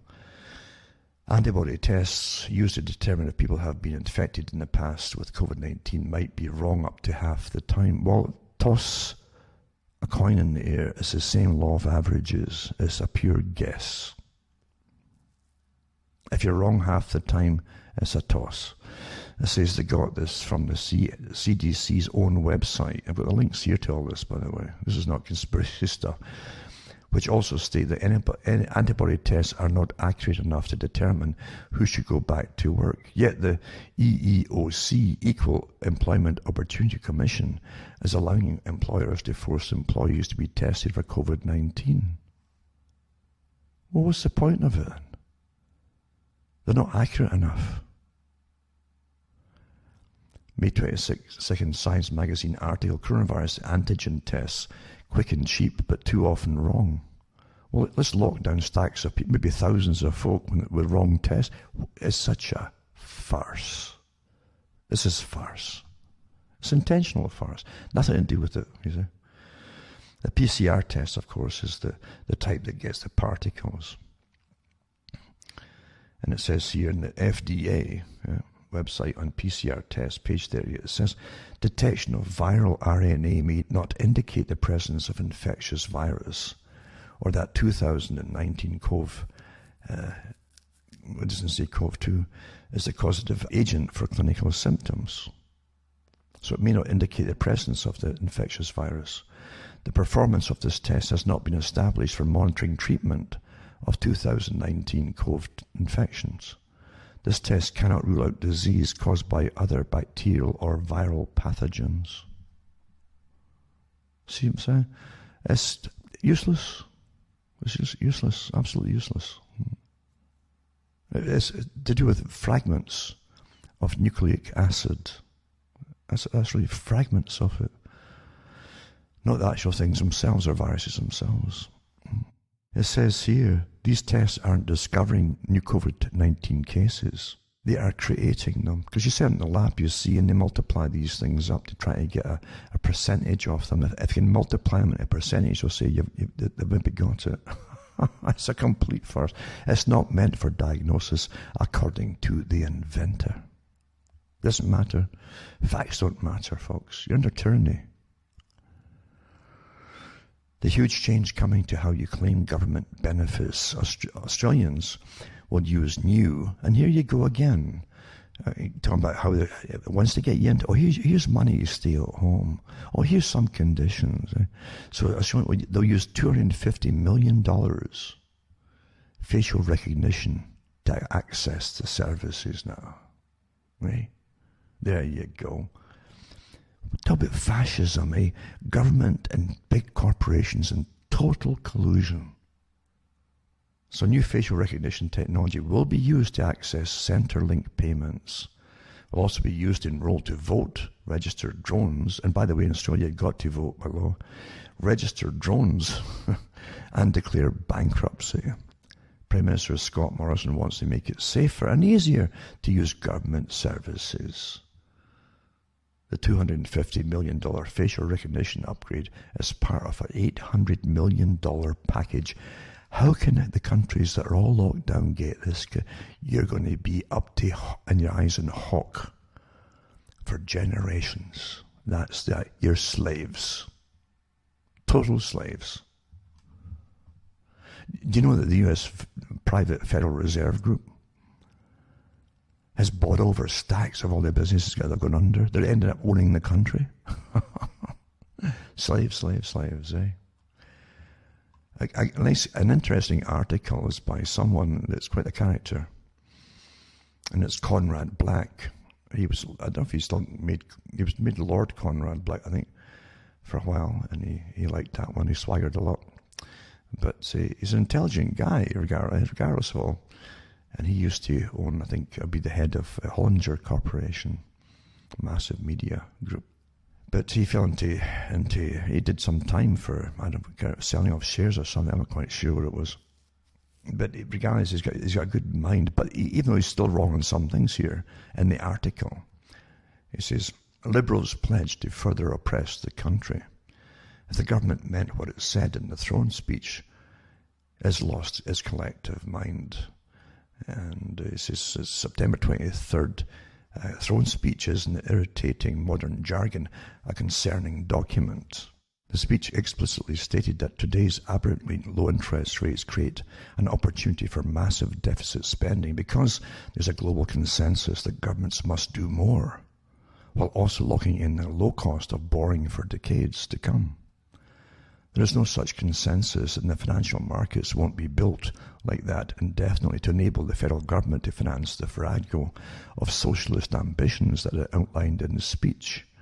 If this really were the case, the government would be better advised to increase spending only moderately and abolish all forms of taxation than inconvenience the lower half of the income earners, as they know better what to do with money left in their hands than the legions of busy federal government spenders conjured in the Governor-General's speech like a mass of Wagnerian Nibelungen hurling money out of windows.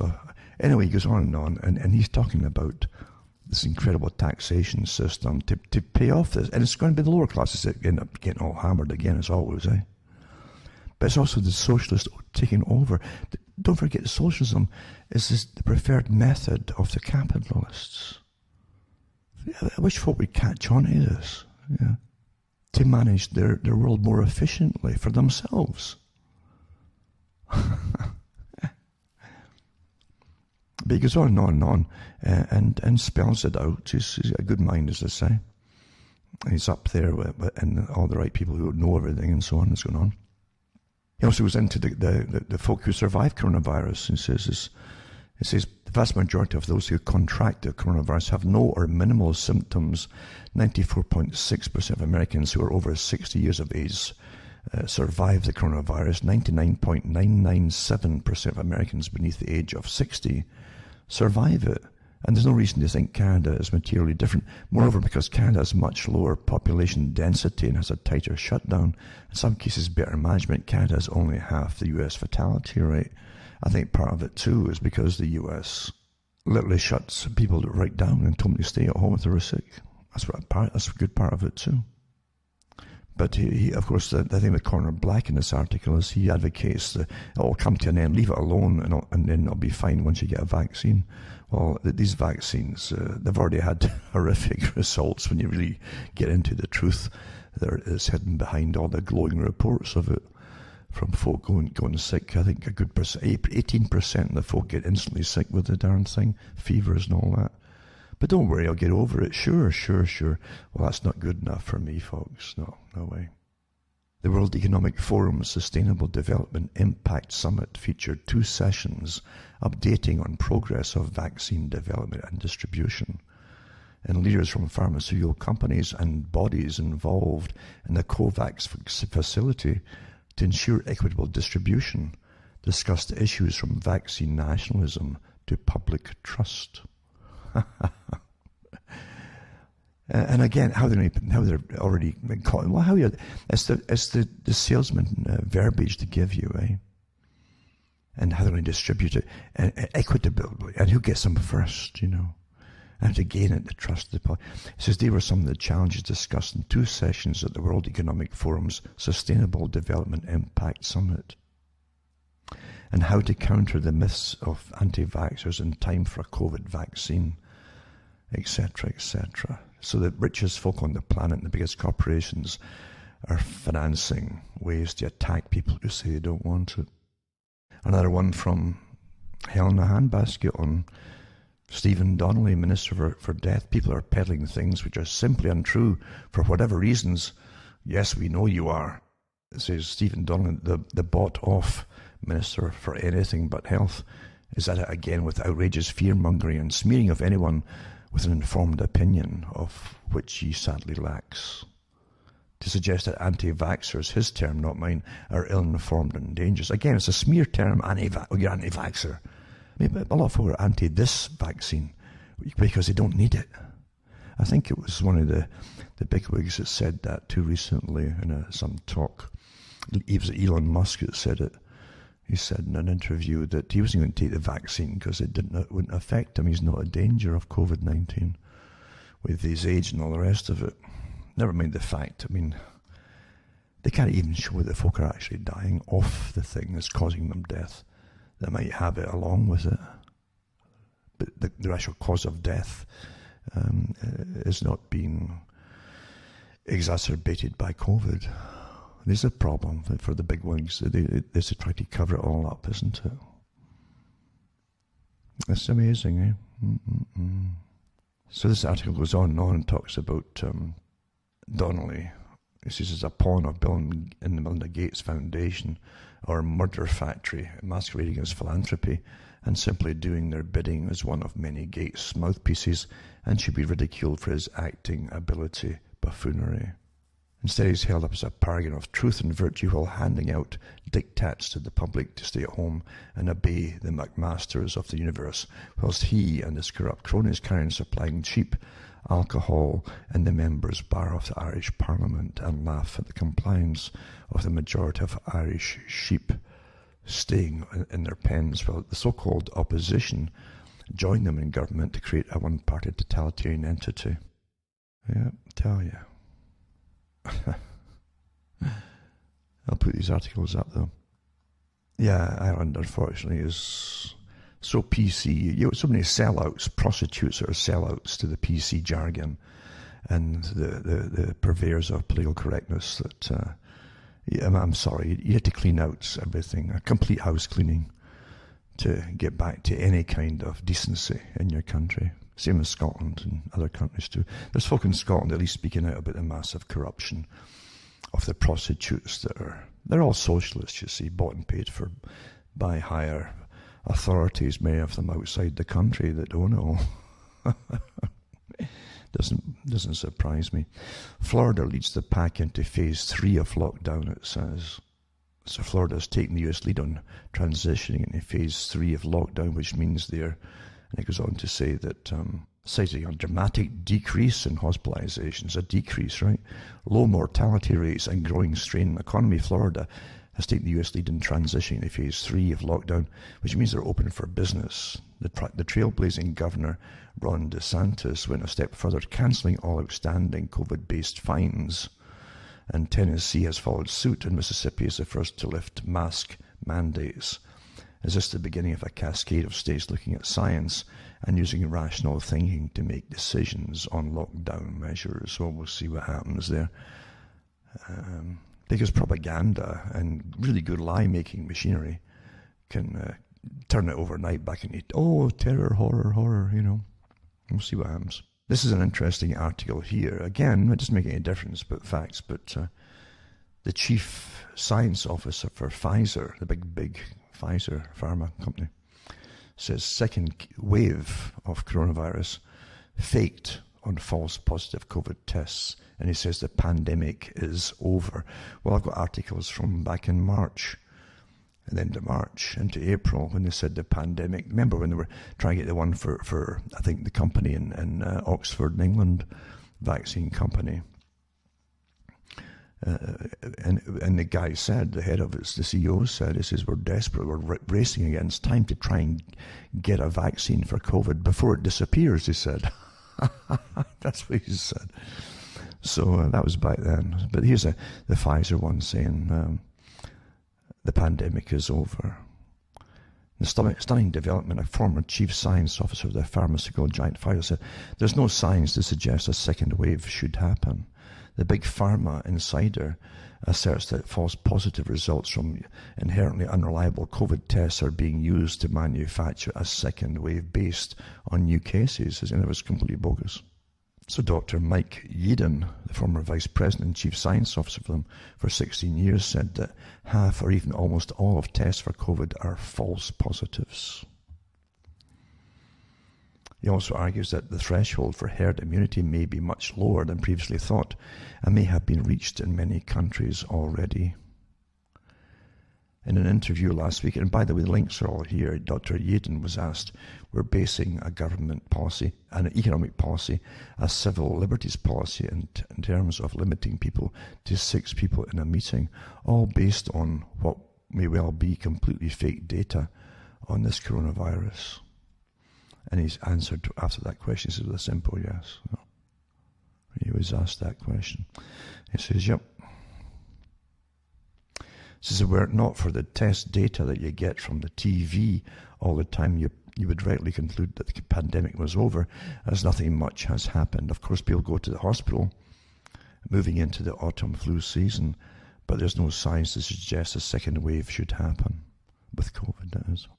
And it says it's been widely observed that in all heavily infected countries in Europe and several of the US states likewise, that the shape of the daily deaths versus time curves is similar to ours in the UK.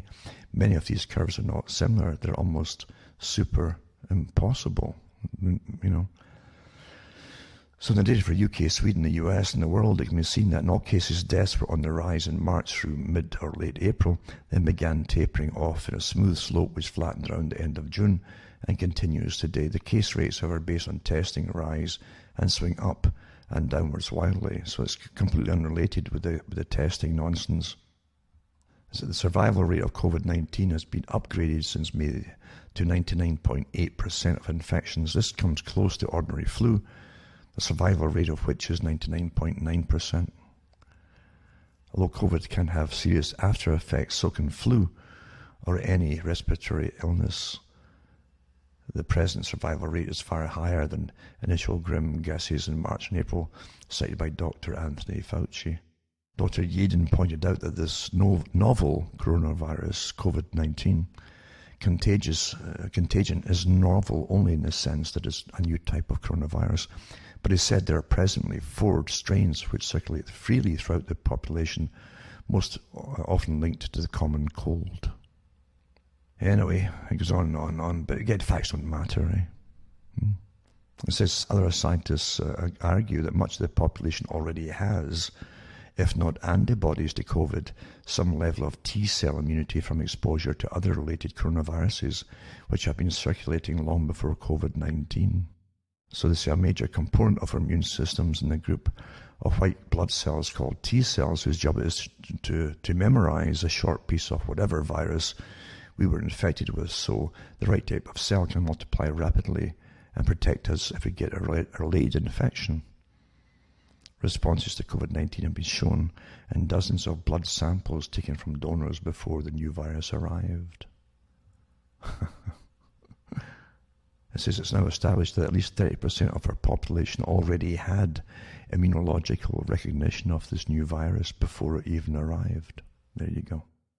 But facts don't matter, eh? Because it's a big agenda.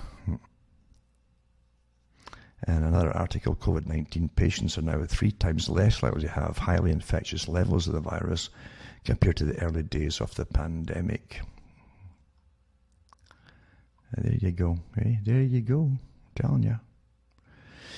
This is an interesting thing here. I might just touch on it here. I don't know if I'll put it up or not, but it's It's actually a thesis. It was put out from the Naval Postgraduate School, Monterey, California, and from the U.S. Navy official, site here. And its implications for user identification devices for the United States Navy, UIDs. And it's approved for public release. And it was 2001 it was put out, by the way. But here's what it says, abstract. Various technologies. This is 72 pages long. Various technologies are emerging to provide enhanced automated personnel identification capabilities. Techniques for human microchip implants using radio frequency identification are possible, but the implications of this technology remain to be considered. This thesis provides a survey of current technologies for enhanced user identification, focusing on human implant approaches, and to summarize the set of security, privacy, social and ethical issues that may arise from the use of these technologies in the U.S. Navy. Technical background is presented to provide the reader with a basic understanding of radio frequency technology. Analysis of human implant technologies currently used in the private sector is provided to show how they might offer capabilities in the military. Applications of information technology and human microchip implants that may improve user identification in the future are presented and analyzed. Finally, a review of the social and ethical implications of human implant-based identification is provided. It shows the collateral social issues are complex and far-reaching, and need to be carefully considered by the Navy to avoid becoming entangled in intractable technical, moral, and legal issues far into the future. It's amazing how they go around all the ethical problems with a crisis. Oh, COVID, oh, let's implant everybody, and then you want to touch anything. What about grabbing your food? Oh, we got a robot to do that for you. What if the robot picks up the viruses on its outer membrane? Or we'll worry about that when it comes, But this is quite a good article, actually. Sometimes I spend my time going through this kind of stuff, and this is put out by Letitia D. Haynes, and Lieutenant Commander, United States Navy, Bachelor of Science, University of Central Florida, 1987. I guess you got that. Yeah. I guess that's how you get up in life. You see how we get around all these problems in the future, and there you go. It's all here, eh? Again, the big corporations they use the tax money and folk working in the military to do all the jobs for them. We're paying for our chains all the time, and they get it all for nothing. There you go. They go through different kinds they got as well, and the passive ones and other kinds as well, and radio frequency identification applications, electrical body communications, smart clothing, they go into that too, wearable devices. This is back in 2001. Federal Express, Texas Instruments, RFID, microchip devices and so on. And they even go into how they started it all, testing it, using it on animals. Got a retina chip, implantable hearing devices, brain implants. Oh, there you go. Nothing's new, eh? Nothing new under the sun here. And that date on it here, I wonder if that is the... Yeah, has to be the one here. Shows you how long they've been at this, eh? That's what always astonishes you. It's when you see the stuff you're reading almost verbatim occasionally. The way they put it across to the public. So it'd be good to help this and help that, and people who can't hear and see and so on. And you see it verbatim, done years and years before. Quite something, eh? So I'll put that one up. If I can find the actual original link to it. If not, you can find it yourself, I'm sure. Oh, by the way, getting back to that woman who's a lawyer, who became a Satanist because Ginsburg died, supposedly. It says here, this is their bio here.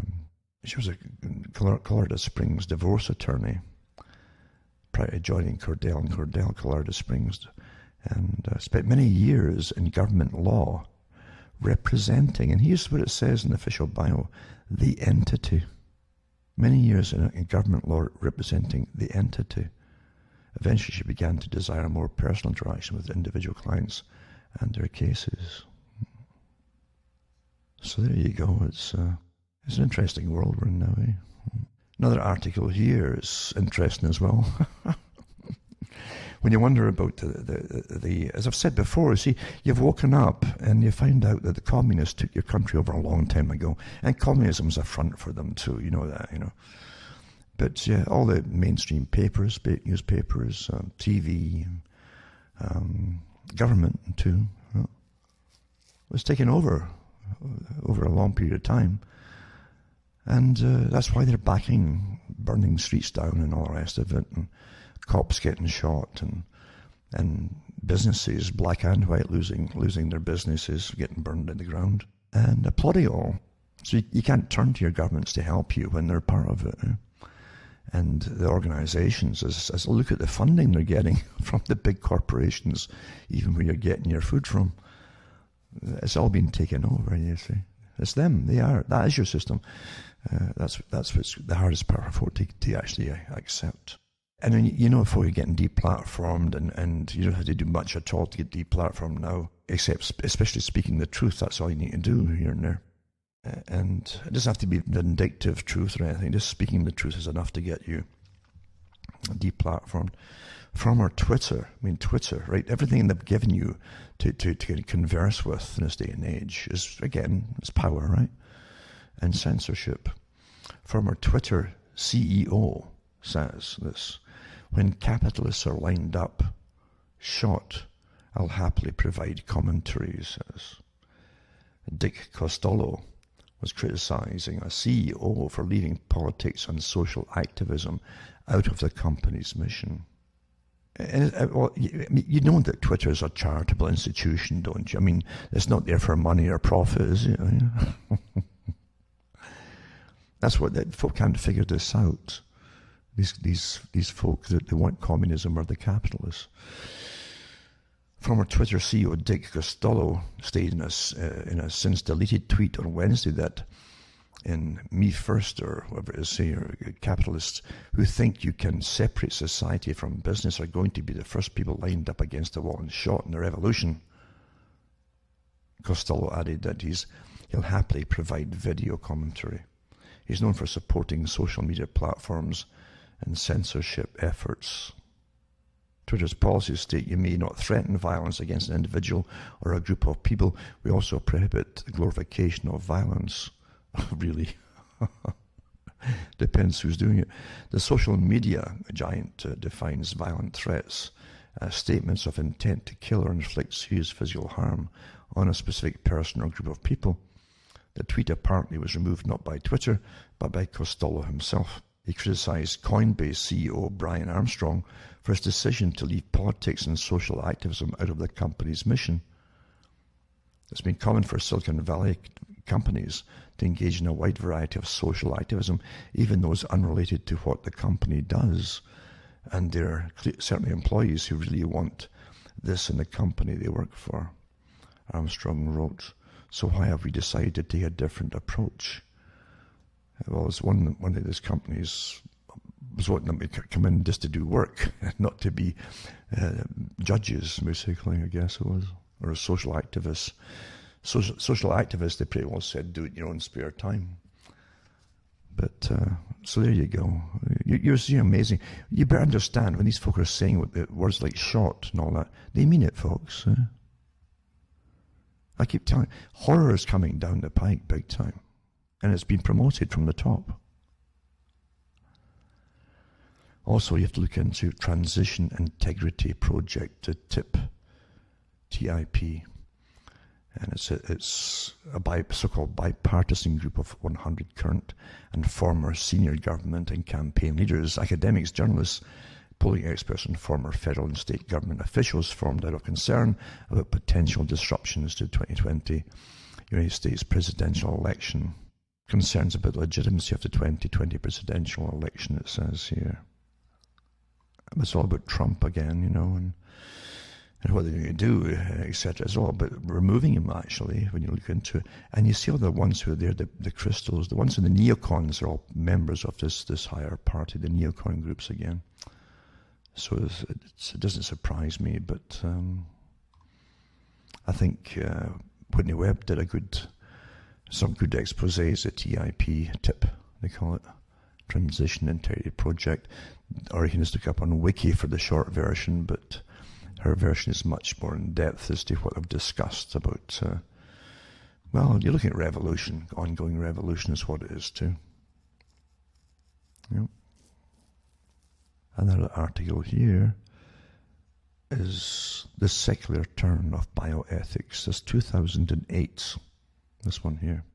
And it talks about what now the new bioethics is.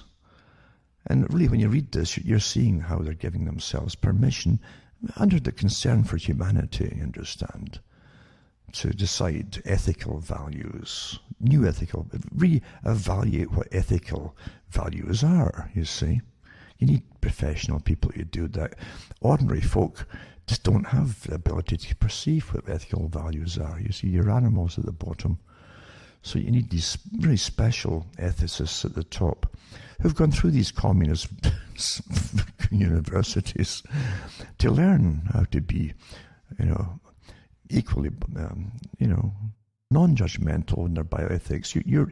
You've passed your benefit to society. Let's just, bump you off. Right? But just go into how it really originally it had Christian values, as said. You'd admit that, and that's what they teach, that all came from that, the value for human life. And then they start warping it off into the scientific form of it now. I tell you, I could go on never, but these articles, they get boring too. I don't want to bore you stiff, obviously, but there's a lot of articles I hear that really go on and on about so many different things, all related. You understand, this isn't just about COVID. COVID is an excuse for a big agenda that the World Economic Forum has talked about too, the global reset, which is a whole new way of living completely.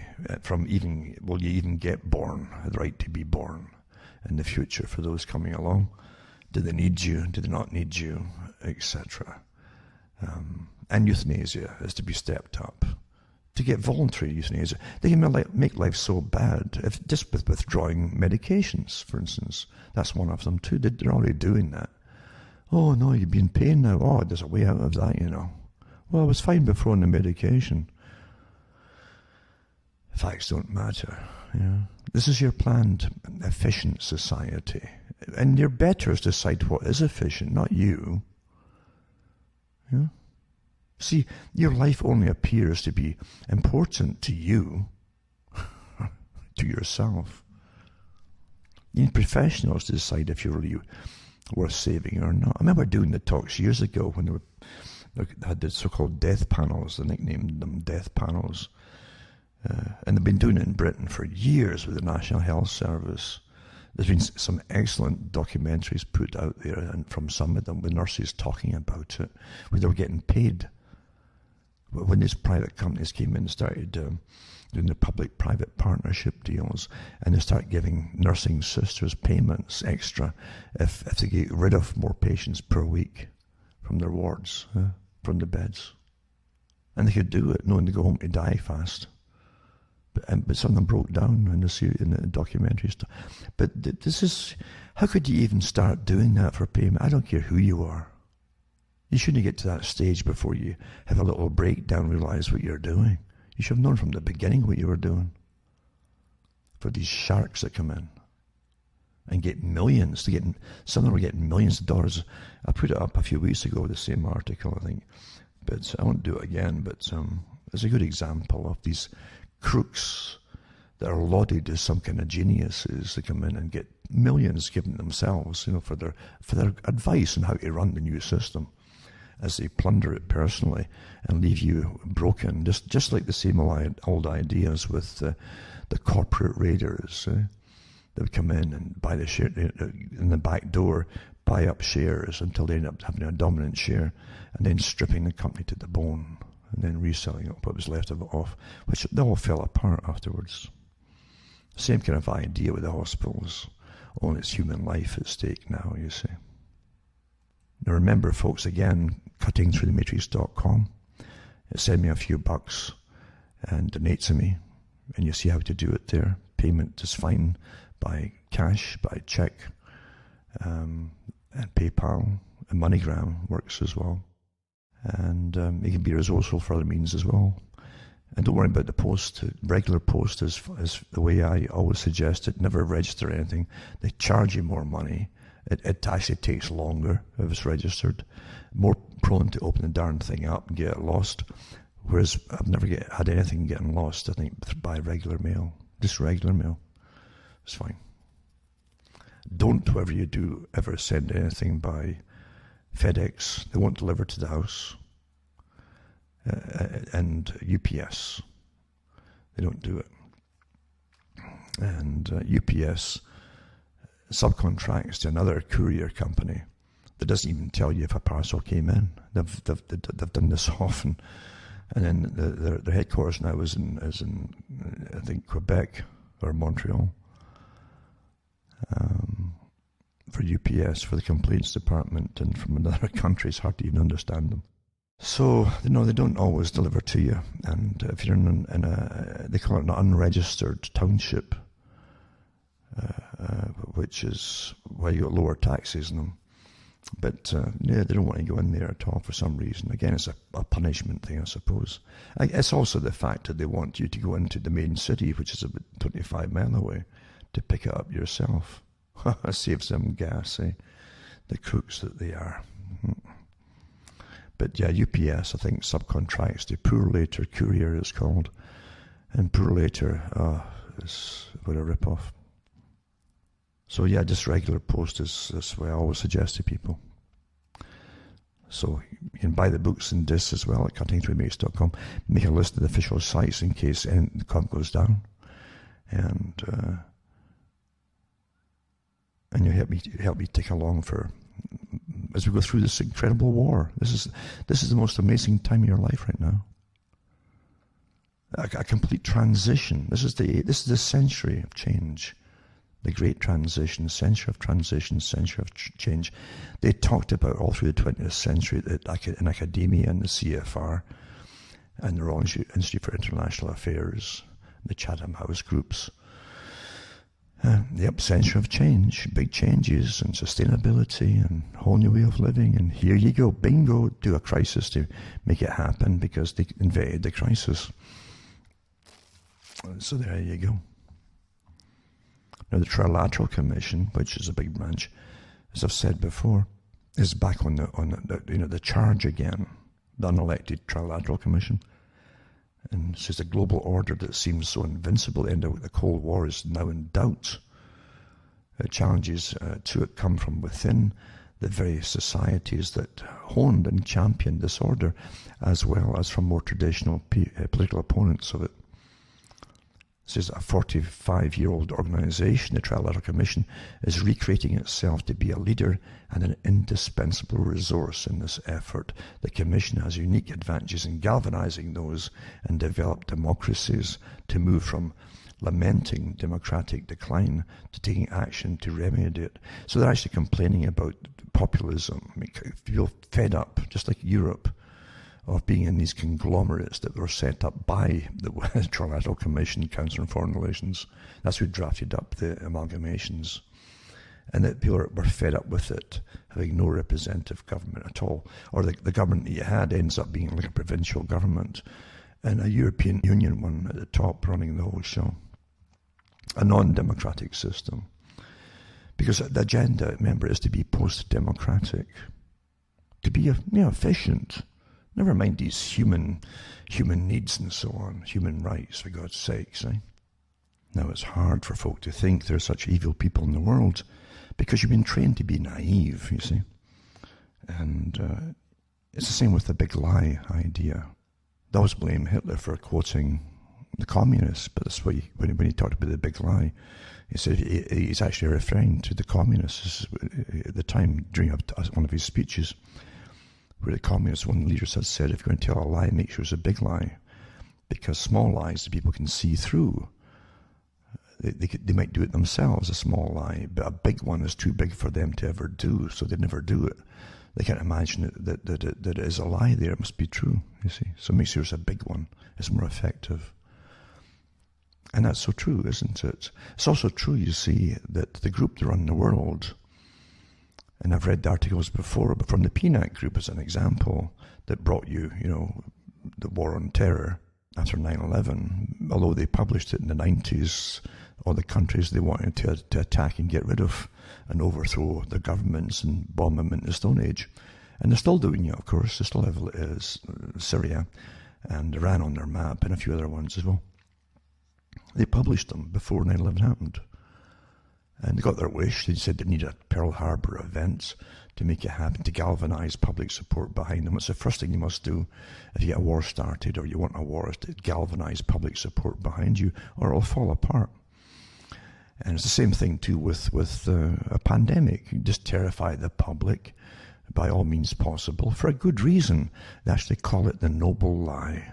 The noble lie. It's for a good cause that they're lying to you and terrorizing you. The noble lie. Don't forget it, and don't forget where it came from, because in effect today, you see. And the casualty list of the noble lie, folk who die and can't get into hospital, having heart attacks, can't get treatment, yada yada yada. That's just acceptable. It's a consequence. You'd accept it. These are demons from hell, folks. And you might even like these demons if you met them face to face, because psychopaths are awfully charming. They'll be all attention. I remember some women who'd been in to see individually and to see Bill Clinton with different things to talk about. And they said when they were facing him, they literally lost sense of time or where they were. It was like he was total concentration, like you were the only thing that he saw in his life at that moment. You see, that's how psychopaths operate. But as soon as you're out the door, they're out their mind immediately. And your complaint too, whoever it was, is out their mind as well. But they have that ability to mesmerize people, and they can be very charming at times, you see, and it works. It's very effective for getting votes, but it's very effective too for standing in front of big crowds of people saying, we're going to lock you down for your own good, and I love you, that's why I'm locking you down. I don't want you to be suffering. The same face you would see with giving you euthanasia. I don't want you to suffer and they smell at you. It's for your own good. Same characters, you see. Same characters. I remember watching a movie. It was about The Last Hangman, they called it.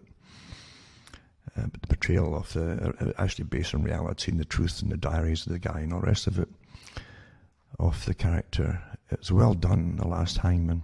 And that was his job, and he was very proud of doing a good job, you see, and he'd get all the statistics of the people he used to kill, and height, weight, and all these kind of things, personality type, were they liable to crack at the last minute, or need a bit of push and help and all that, or restraint, or would they go along willingly, and all that kind of stuff was factored in for a real professional job, you see. And he'd weigh the weight, the sandbags, as they call it. Otherwise, if it was too much, or the person was too heavy, they could take their head off. So just little nuisances like that. And but it was a good. That's the characters you should see. He's the same. He would go home at night, and he could sleep well at night. You see, and he brought a good paycheck home to his wife, so she stopped nagging him once he got the job, and she was quite happy with it too. And in fact, she was a bit ticked off when he gave it up eventually. And I think they had to give it up at the end. It was towards the end of the hanging at times in Britain. But it's the same characters. You'd probably like the character if it wasn't talking in business. You'd probably like the guy. But it's the same kind of character that would give you euthanasia today, you see. And how could you think badly a person is going to put a white coat on and kill you? I mean, it's obviously for medical reasons, and you understand. Nothing to do with economics and saving money. So those politicians can give themselves fatter paychecks and things like that. And CEOs of corporations, hospitals can give themselves big paychecks and better yachts for their holidays and stuff, And shame on you for thinking they're selfish. But that's what psychopaths are. That's what they do. That's how they operate. And that's how they really think of you folks. They really do think that way of you. Sad but true, isn't it? Disgusting system we're in, really. But as it gets more efficient, meaning more atheistically efficient, because you must get all old, this vestige of morality, Christian morality that gave you rights and said that life was precious, and you must get rid of that to make it efficient, you see. It's interfering with profits and efficiency. So let's not debate it.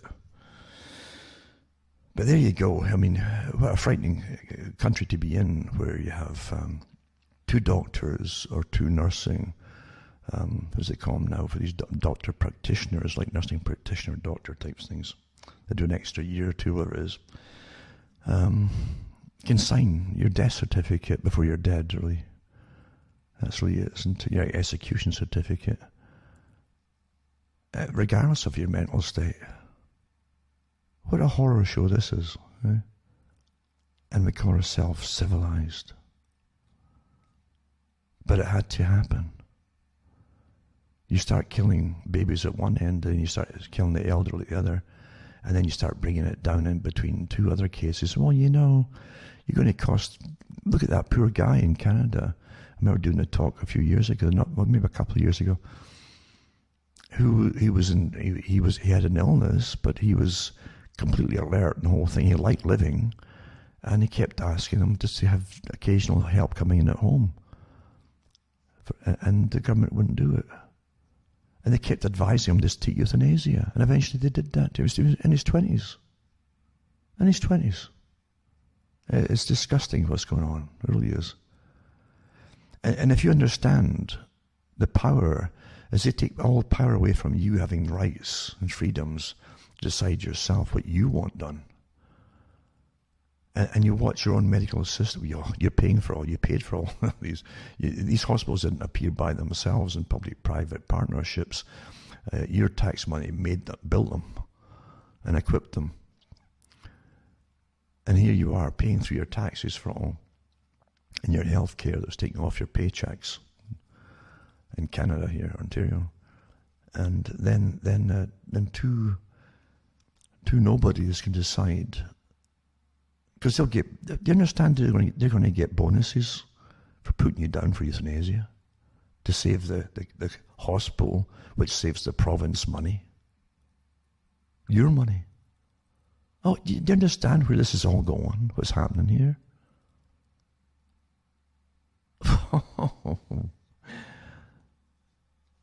Dear, dear, dear. Eh? This is where you weep for a humane system that's gone. Eh? You're watching it wither away, and the last vestiges of decency and society just getting utterly destroyed by the psychopaths at the top. They stretch all the way down to the psychopaths at the bottom. Now I'll put up some links to videos, I think, tonight as well.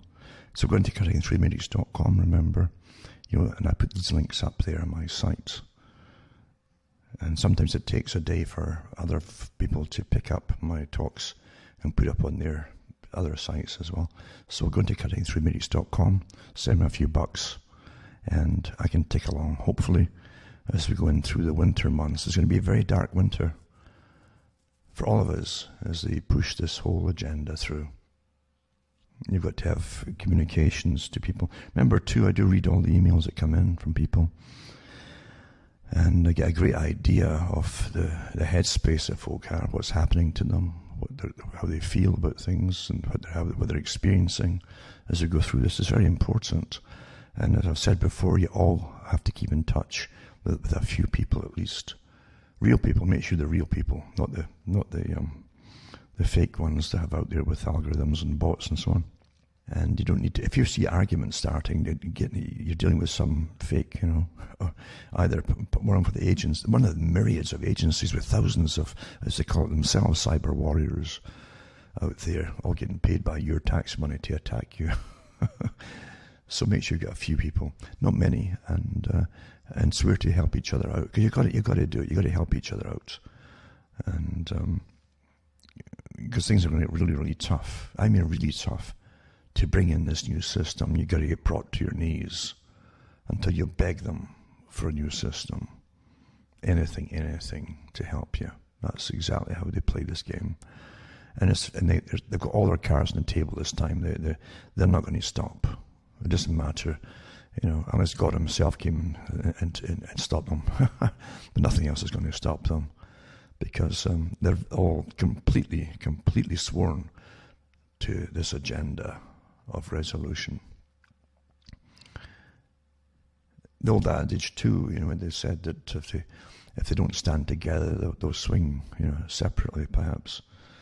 And there's a truth there in a sense, because they know all of them should be taken up for crimes against humanity, absolutely, and tried publicly and dealt with publicly. How many folk have died needlessly? How many thousands because of this total lockdown? And folk cannot get into hospital for treatments for even simple things and more serious things, completely written off for this nonsense, Just astonishing. And all the healthy folk locked down for the first time in history, with the pre-planning that obviously when you stop the economy, chaos ensues. That's intentional. This is all intentional. People sat down and planned this. Event 201, lockstep as well, in the paragraph part with the Rockefeller Group 2010. Planned in advance to get their big agenda through. Crimes against humanity, every single one of them. And you've got to take note of this, absolutely. Absolutely. And that goes afterwards too. If some miracle happened and it didn't turn out this way, and you start to resume some sort of control over the system, you'd have to arrest them all these characters. Arrest them all. No doubt about it. In Australia too, you'd also arrest all the cops who have been going out there with their batons, like an army of sort of drones, like something out of Star Wars. Not human at all. Definitely not taking the human consequences or their actions on humans into account at all. They've got to be dealt with, all these people. And their chiefs, their police chiefs, all the way up. Absolutely. This is crime against humanity. I don't care who they are. When they turn on their own people, that's time to act here. You got to do it. Absolutely. The politicians above them that push out, they're all on the paychecks here. They know what's going on. Same thing. Absolutely. The groups that Sage employed to terrorize the public and tell the journalists to hype up all the terror and fear to create more anxiety to get the folk to comply. The whole lot have to be arrested as well. And the TV stations that did comply and help terrorize the people, and the different news sites and so on. Absolutely. That's how you deal with these things. You can't let this go. You can't ever forget this. It's got to be done. And the corporations that are raking in, how many generations of future citizens going who would pretend to try to pay this off? You can't pay this off. Trillions and trillions and trillions borrowed, supposedly. It's all borrowed out of nothing in thin air, we know that. But to the certain few, right? Who own you all. Crimes against humanity. Pre-planned. Every hand that's out there, corporate hand is out there for millions and billions of dollars. Generations to come. Anyway, folks, don't give up. And as I say, there's always light at the end of the darkness, And you've got to always remember that. So keep in touch with me. I enjoy reading and seeing how people are surviving across the world. I noticed too, someone even sent me in from South Africa. His car was in to get a minor repair, and attached to the bill he sent me they'd actually had another part of the bill separate. It was for hygienic cleaning for COVID, you see. So I don't know if they go in and spray the whole thing inside or whatever they do, but they tacked it onto the bill now. Just astonishing. There you go. Anyway, take care of yourselves keep in touch with me and go to cuttingthroughthematrix.com website. For myself, Alan Watt from Ontario, Canada, where it's getting cold already. The snow isn't far off, by the way. It's good night, and may your God or your gods go with you.